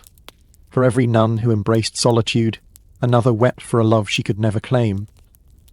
The wind rattles the shutters, and the moon casts pale beams across your small chamber. Somewhere within the abbey's darkened halls, another novice lies awake, battling desires he dare not name. And you can't help but wonder, is it truly holiness that lives within those walls, or simply humanity, wrestling endlessly with itself? The abbey's solemn bells still echo faintly in your ears as you head home, but today your curiosity shifts toward a different medieval mystery. The bizarre medical theories about sex itself. You've heard snippets of these conversations before. Half science, half superstition, and now you're determined to untangle the strange web of medieval medicine. You sit with your husband near the fire, as the village healer, a visiting physician this time, shares his thoughts with a small crowd. His woolen robes swish as he paces, dramatically explaining how sex affects the body. The audience listens intently, nodding, though you suspect few truly understand his long-winded Latin phrases. At the heart of medieval medical theory is the ancient concept of humours: blood, phlegm, yellow bile, and black bile. Health depends on balancing these four mysterious fluids. Sex, naturally, plays a role in regulating them, though how it works depends on who you ask. Historians still argue just how seriously medieval people took these theories, or whether they simply accepted them as background noise while following more practical folk wisdom. Either way, official medical texts were full of these strange ideas. According to the healer, intercourse allows men to expel excess heat and vital spirits, keeping them balanced and healthy. For women, things get more complicated. Some physicians claim that women, being naturally colder and moister than men, require sex to prevent their humours from stagnating. Others argue that too much intercourse overheats a woman's womb, leading to dangerous imbalances. Quirky fact break. One medieval belief held that the uterus wandered freely around a woman's body if not anchored by regular sexual activity, causing all manner of mysterious ailments, from fainting spells to fits of melancholy. You suppress a snort. The wandering womb sounds more like a mischievous pet than a body organ. The physician continues, gesturing animatedly with his hands. Fertility, he explains, requires both man and woman to contribute seed. In fact, some theorists insist that women release their own version of semen during intercourse, and conception cannot occur without mutual climax. You glance sideways at your husband, who shifts awkwardly. This particular belief, you suspect, might have led to many disappointed couples hoping passion guaranteed pregnancy. And yet, these ideas weren't universally accepted. Other physicians disputed the two-seed theory entirely, insisting that only the man's seed mattered, while the woman merely provided a vessel for growth. The debates raged in medical texts, creating a confusing landscape of half-truths that shaped how people understood their bodies. Beyond fertility, physicians attributed a dizzying array of health benefits, or dangers, to sexual activity. Moderate intercourse, some claimed, improved mood, digestion, and even vision. Excessive indulgence, however, risked weakening a man's vital essence, causing lethargy, poor memory, and premature aging. No pressure. You recall hearing an older woman once mutter that too much sex could shrink a man's brain. You assumed she was joking, but now you wonder if she was simply quoting bad medical advice. Curiously, medieval medicine often framed sexual problems in mechanical terms. Impotence might result from cooling of the loins, treated with warming foods like ginger, pepper, or wine. Excessive lust, on the other hand, might be curbed with cold baths, fasting, and abstaining from spicy foods. Garlic appears frequently, sometimes as a cure, sometimes as a warning. You hear the physician mention leeches and cupping for men struggling with impotence, drawing out excess blood to rebalance the humours. The idea of attaching leeches to sensitive areas makes your toes curl inside your shoes. Women, too, were subjected to bizarre treatments. One remedy for infertility involved placing heated herbs on the lower belly to draw the seed downward. In more extreme cases, midwives might attempt manual adjustments or recommend prayers to specific saints known for aiding barren women. St. Margaret and St. Anne received frequent petitions for healthy pregnancies, while St. Augustine warned sternly against sinful lust. The contradiction is dizzying. Desire is both a dangerous temptation and a necessary duty. Historians debate how these conflicting teachings shaped medieval marriages. Did couples feel constant anxiety over their performance? Or did they simply carry on with practical indifference? You suspect most peasants didn't lose much sleep over whether their humours were properly aligned after a long day hauling firewood. The physician shifts to more sensitive topics now, what he calls unnatural acts. Anything deviating from the prescribed marital norm positions, frequency, even excessive passion, earns moral condemnation wrapped in pseudo-medical jargon. Lust, according to his books, can overheat the brain, leading to madness or possession. You watch your neighbours squirm slightly in their seats. It's hard to tell where science ends and moral policing begins. So much of medieval medicine seems designed less to heal and more to reinforce the Church's strict sexual codes, with frightening-sounding consequences. The lecture winds down with practical advice. Keep to your marital duties, avoid excessive indulgence, and pray regularly to maintain bodily purity. You sigh softly. For all the complex theories, the underlying message remains frustratingly simple. Obey the rules. That evening you sit quietly with your husband, sharing bread and cheese as the fire crackles low. Neither of you speaks of the physician's long-winded lesson, but the unspoken questions linger in the air. How much of what you heard is true? How much is nonsense dressed up as wisdom? And how much of your daily life is shaped by ideas you're not even fully aware you've inherited? The flames dance as the shadows lengthen. Outside, the wind hums through the trees, carrying away the echo of the healer's words. Inside, you both remain silent, contemplating the strange ways people have tried to understand desire and fearing it for centuries. The sun rises, casting a soft glow on the village green. But today you don't head for the market or the well. No, today you're drawn towards something far older and stranger. A nearby grove, where villagers whisper that certain unconventional fertility rituals still take place. You follow a narrow dirt path, curiosity leading you deeper into the ancient woods. You've heard rumours about these rituals since you were a child. They exist at the edges of the official church teachings folk customs that stubbornly persist beneath the canopy of pines and oaks. As you approach, you spot a small gathering of women, their voices low and rhythmic as they tie ribbons to a tall, rough-hewn pole. Historians still argue how much of these fertility rites are ancient pagan survivals versus medieval reinterpretations. Some scholars see clear echoes of pre-Christian traditions lingering stubbornly beneath layers of church-imposed orthodoxy. Others believe the rituals were continuously adapted, blending old superstitions with new religious veneers to create something uniquely medieval. The maypole ribbons twist and flutter in the breeze, each one representing a hopeful wish, a pregnancy, a healthy birth, or sometimes even protection against miscarriage.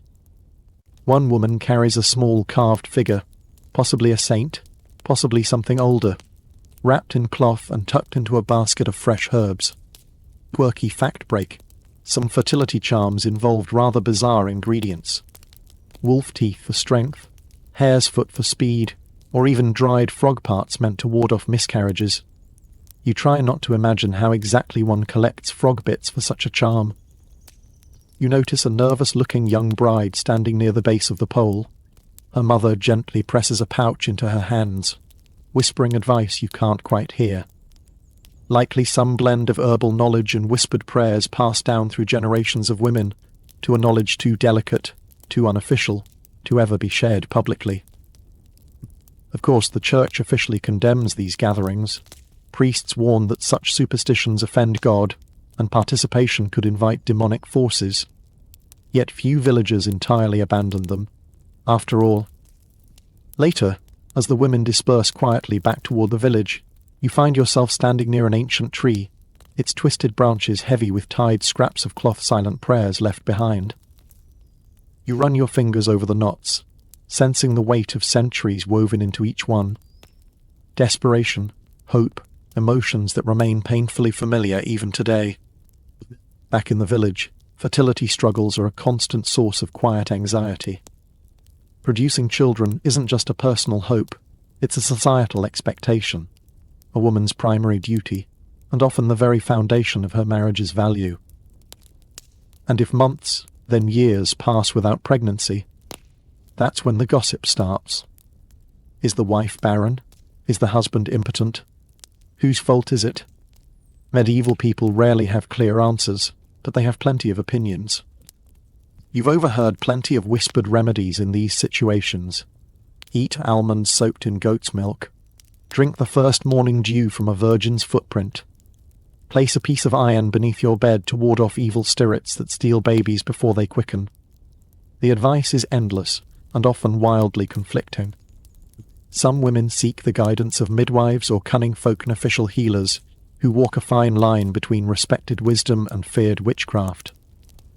Others turn to prayer, lighting endless candles at the altar of St. Anne, hoping divine mercy will succeed where herbs and charms have failed. But there's a darker side too. You've heard stories of women accused of witchcraft when pregnancies fail repeatedly, blamed not just for barrenness, but for actively causing miscarriages in others. It doesn't take much to transform misfortune into suspicion, especially in tight-knit villages where jealousy simmers beneath the surface. Historians debate whether these witchcraft accusations stemmed more from religious paranoia or from the deep, personal fears surrounding fertility. The truth, as always, seems to lie somewhere in the uncomfortable overlap between both. The pressure to produce male heirs weighs heaviest among nobles. You've heard of queens publicly praised for each royal son while quietly pitied or condemned. If only daughters are born. In some cases, political alliances crumble over empty royal cradles. One particularly brutal tale whispers about a noblewoman sent back to her father's castle after failing to conceive for 5 years. Officially, the annulment cited incompatibility. Unofficially, everyone knew it was about barren wands and disappointed dynasties. You watch your neighbour, a young mother with twin infants, struggle to balance both babies on her hip, while fielding advice from several elder women. "You'll have more soon," one cheerfully assures her. The young mother smiles weakly, though you see the weariness behind her eyes. In a world where contraception is unreliable, pregnancy remains both blessing and burden. That evening, as you sit by your hearth, you glance down at your own belly, silently wondering what fate holds for you.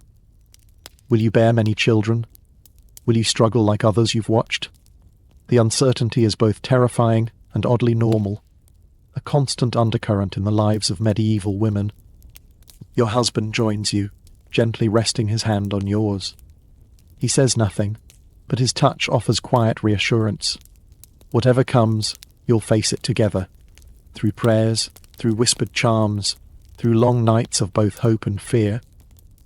Outside, the wind stirs the tied ribbons in the distant grove, each one fluttering with its silent plea, and beneath the heavy weight of doctrine and superstition, the simple human desire for family, for love, for survival, pulses. Unchanged through all the centuries. The village has grown quieter tonight, but you notice a different kind of tension in the air. Subtle glances exchanged between certain men, hushed conversations that cut off when you draw near. The topic no one dares speak aloud in broad daylight surfaces only behind tightly closed doors. Forbidden love between people of the same sex. In medieval Europe, any form of non-heterosexual behavior is more than taboo. It's legally and spiritually dangerous. Yet, like everything else you've observed, human desire refuses to neatly obey doctrine. Historians still argue whether such relationships were common but hidden, or truly rare due to fear of punishment. What's clear is that same-sex attraction absolutely existed, even if language and understanding around it were different than today's. The Church condemns such acts harshly, off-labelling them under the broad, ominous term sodomy. It's a catch-all that includes everything from premarital sex to certain sexual acts within marriage, but when whispered here in the village, everyone knows what they mean. Men who desire men, women who find comfort and passion with other women. Punishments are severe. For commoners, discovery could mean public humiliation, imprisonment, even execution in extreme cases. For clergy, excommunication often followed, though high-ranking church officials sometimes escaped consequences through their powerful connections. The hypocrisy is thick enough to cut with a dagger. You hear rumours of nobles with special companions discreetly kept on their estates. Wealth and distance from the village gossip mill offer a slim veil of protection. Among peasants, such relationships require extreme caution. Quirky fact break, some medieval legal codes went into absurdly detailed lengths to define and punish specific unnatural acts. while others deliberately avoided specifics, leaving much to the discretion and prejudice. Ironically, certain monastic settings unintentionally provided both cover and temptation for same-sex intimacy. All-male or all-female environments offered proximity and emotional bonds that sometimes slipped into romantic or physical territory. Officially, these transgressions were rare. Unofficially, well, the secret confessions whispered behind the abbey walls suggest otherwise. You recall walking past the abbey garden once, spotting two young novices sitting too close, their laughter soft and private. Nothing overt, nothing scandalous, but the energy was unmistakable. You looked away quickly, pretending not to notice, but you've never forgotten it. Medieval medical texts, unsurprisingly, have their own strange theories. Some physicians attribute same-sex desire to imbalances of humours or to improper upbringing. Others claim certain effeminate men suffer from too much cold moisture in the brain. Solutions often involve strict fasting, cold baths, forced labour to correct the body. It all sounds disturbingly similar to modern attempts at so-called cure-alls. You've heard tales of secret love letters intercepted and burned, of lovers fleeing to distant towns to start new lives, forever living in the shadows. And yet, despite the risks, some still dare. Love, after all, is stubborn. In some rare cases, female friendships known as sworn sisterhoods or affrètements provided socially acceptable covers for deep, lifelong partnerships between women. Historians debate whether these bonds were romantic, platonic, or something in between, but they offered a small, precious sliver of companionship in a world otherwise full of peril. One particularly tragic story circulates about two young men caught together in a lord's stables. Their sentence was swift and brutal. The village still whispers about it, not out of malice, but out of unease. A reminder that the line between survival and destruction often hinges on who sees you and what they choose to say.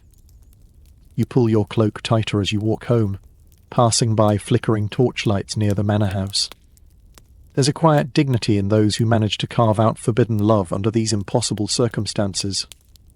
A defiance that requires both cunning and extraordinary trust. Your husband greets you at the door, offering a warm mug of ale. He says nothing about your long walk, perhaps sensing your pensive mood. The fire crackles as you both settle into familiar comfort. You think of those in the village who will never know such simple peace, not because they lack love, but because the world has told them their love does not belong. Historians still debate whether medieval Europe was uniformly repressive, or whether pockets of tolerance quietly existed beneath the Church's rigid laws. Perhaps both are true. You suspect most people simply did what they've always done, turned a blind eye when it served them, condemned when it didn't.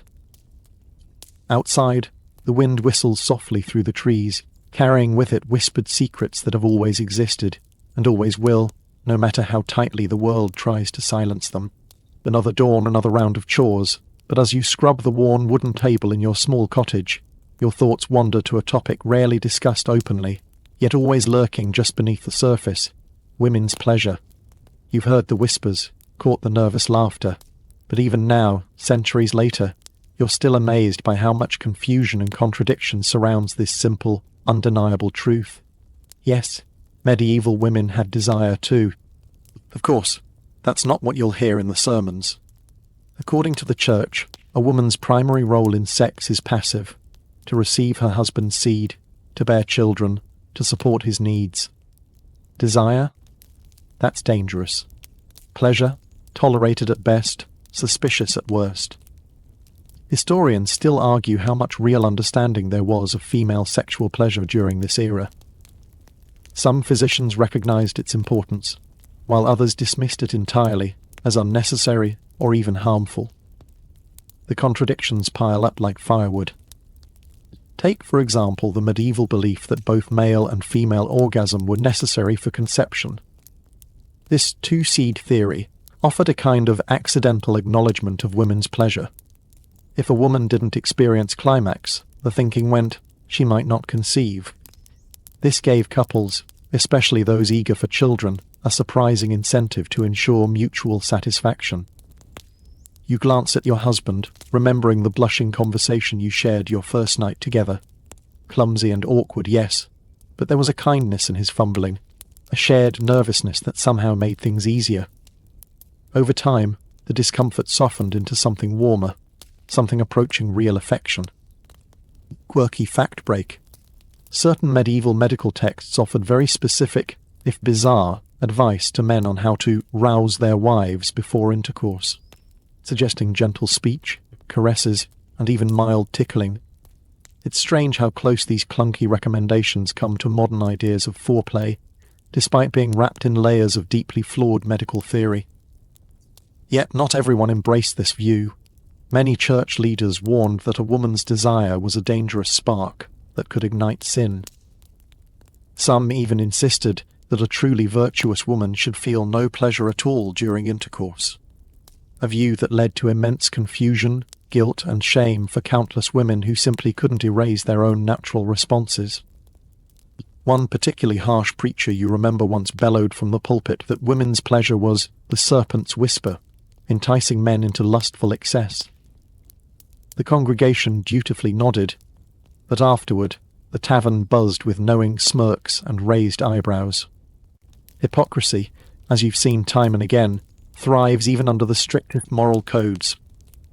For many women, especially those of higher rank, marital duty became a careful balancing act. Provide heirs, maintain modesty, avoid accusations of being overly forward, and somehow, if possible, find a small pocket of personal satisfaction in between. Not an easy task.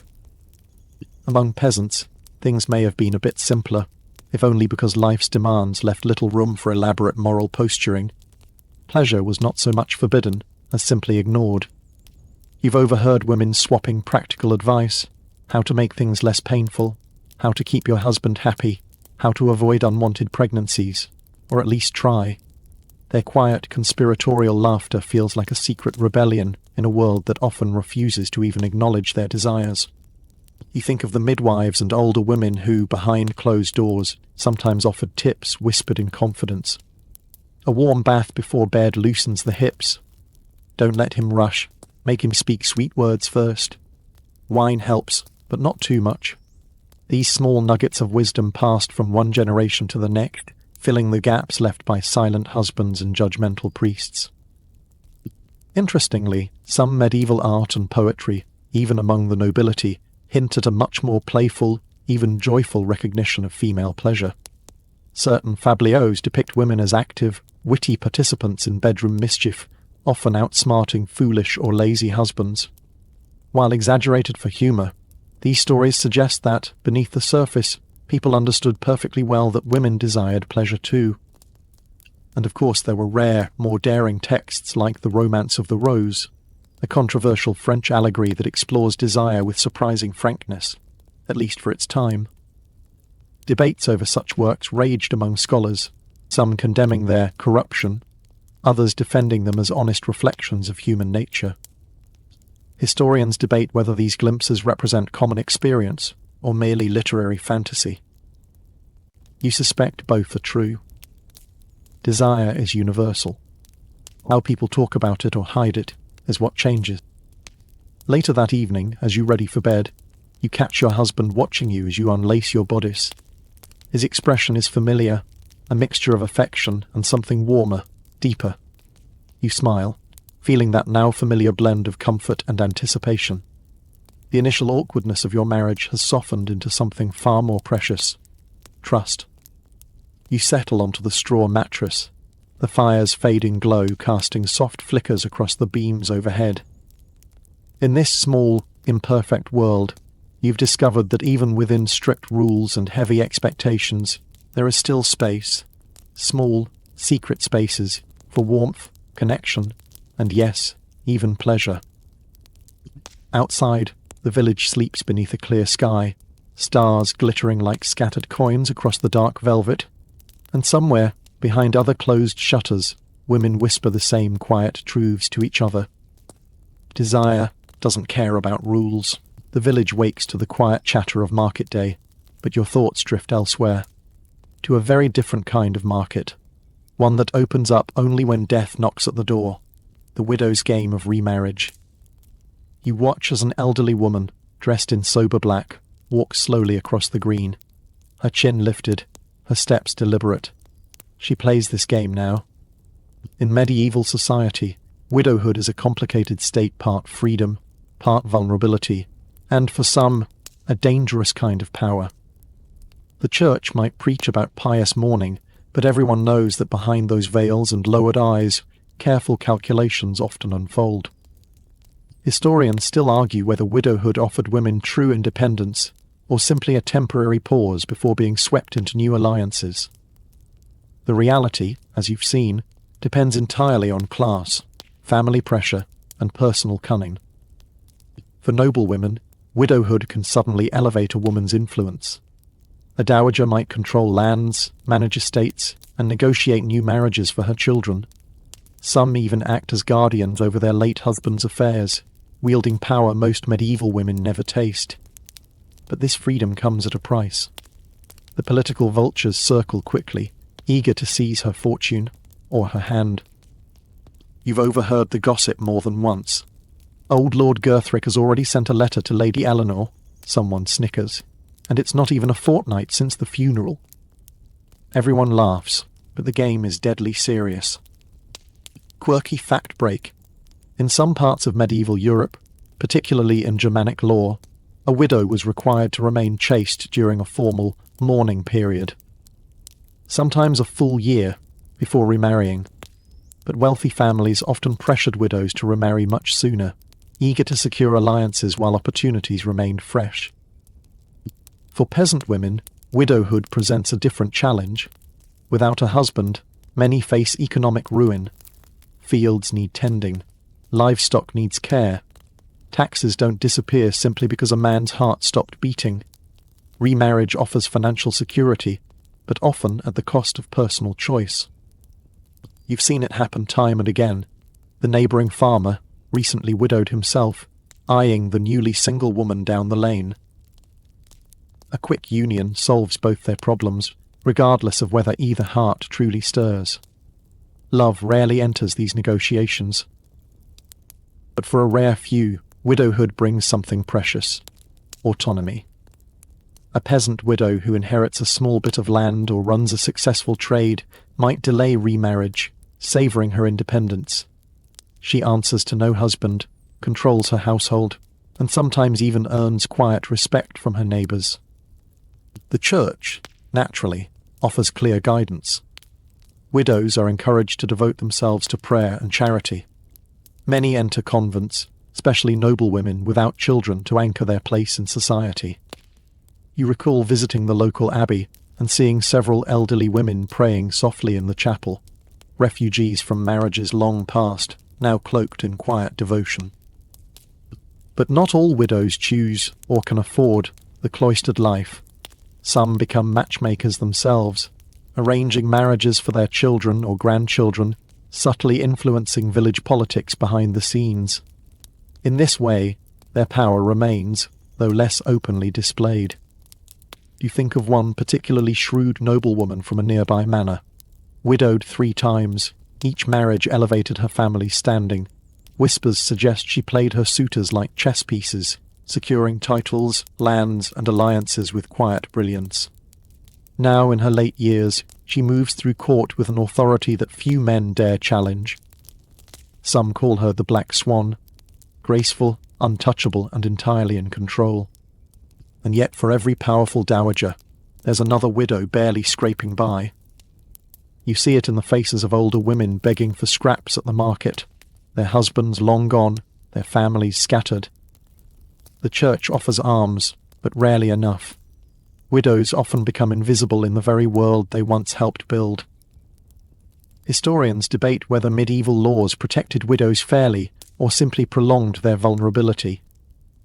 The dower rights, meant to provide financial security, often depended on the goodwill of surviving male relatives, and as you well know, goodwill can be scarce when land and money are involved.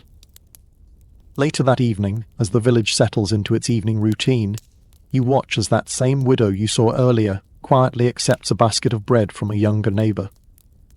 There's kindness here, yes, but also a silent understanding. Widowhood, for many, is a balancing act between strength and fragility, respect and pity. Your husband joins you by the hearth, wrapping an arm around your shoulders. You lean into him, silently acknowledging the unknown future. One day, perhaps, one of you will face this uncertain path alone. You hope it's far away.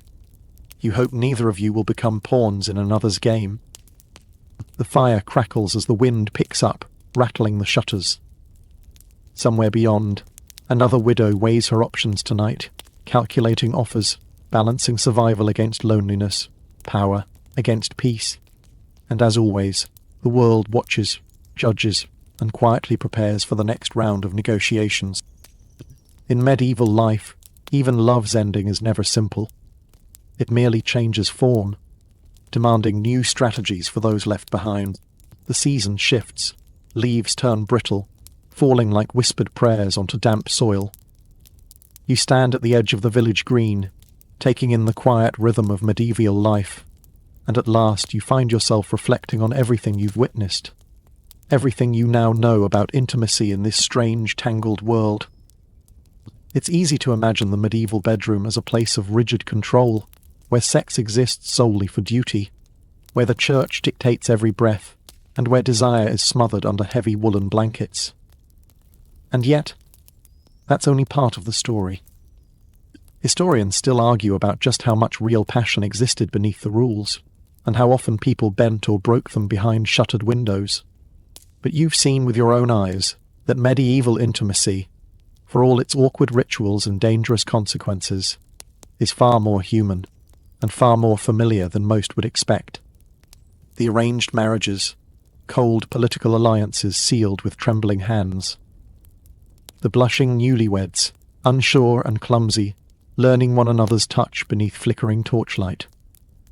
The courtly love songs, full of longing and dangerous flirtation. The bathhouses, where desire stews beneath steam and shared glances. You think back to the bizarre virginity tests, the wild tales of wandering wombs, the laughable and sometimes terrifying medical theories about lust, pleasure, and fertility. You remember the desperate women at the village well, trading forbidden recipes for avoiding pregnancies they cannot afford, cannot survive. There were the secret affairs behind haystacks, the nervous glances between forbidden lovers, the scandalous tales of brothel rooms filled with laughter, bargaining, and the ever-present scent of cheap wine. You watched as men paraded their codpieces like absurd peacocks, and as monks whispered guilty confessions behind heavy monastery doors. And yet, beyond all the rules, beyond all the sermons, beyond the looming threat of punishment, desire still pulses, love still grows. Even tenderness finds a way, folding itself carefully into marriages that begin as business contracts, slowly blooming into something softer over long winter nights. You've watched widows navigate power games with the precision of seasoned diplomats, quietly bending the world to their needs while feigning pious humility. You've seen the church's contradictions, preaching virtue while profiting off sanctioned brothels, condemning sin while turning blind eyes to noble scandals. Of course, always lingering beneath it all, you've sensed the quiet, invisible struggle of those whose desires refuse to fit into the sanctioned moulds. Men who love men, women who find comfort in each other's arms, forever dancing at the dangerous edge of discovery. The medieval world wants you to believe that sex is simple, it is duty, it is sin, it is controlled. But you know now that it was never so clean. Intimacy, even in its most complicated, compromised forms, remains beautifully, stubbornly human. You take a slow breath, feeling the cool evening settle around you. The village sleeps beneath its heavy stone crosses, its quiet scandals buried under layers of soil and centuries. Yet even now, you know those hearts once beat with the same awkward, clumsy, vulnerable hopes that still beat in yours. This world, for all its strangeness, isn't so far from your own. The rituals may change, the rules may shift, but love remains messy, desire refuses to be silenced, and humanity keeps stumbling toward one another, again and again, in search of warmth in the dark. And now, as the fire dwindles into gentle embers, You feel the pace of this long, tangled journey slow. The sharp edges of scandal soften into quiet shapes. The whispered fears fade into nothing but faint echoes behind shuttered doors. You're safe now, away from the judgmental stares, the weight of impossible rules, the strange contradictions of a world both foreign and familiar. Let your mind loosen its grip, as if untying one of those many tight bodice laces you've wrestled with again and again. The tension eases. The old stories begin to dissolve. You are no longer standing under the cold gaze of medieval stone saints. No more priests preaching about lust. No more nervous hands fumbling under layers of rough wool.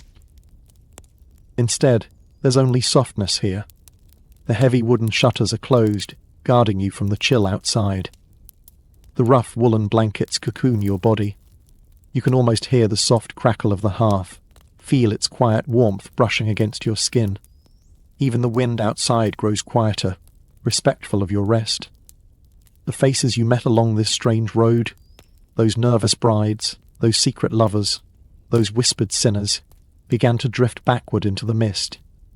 They're not so different from you, after all. Fearful, hopeful, desperate for tenderness in a world determined to complicate it.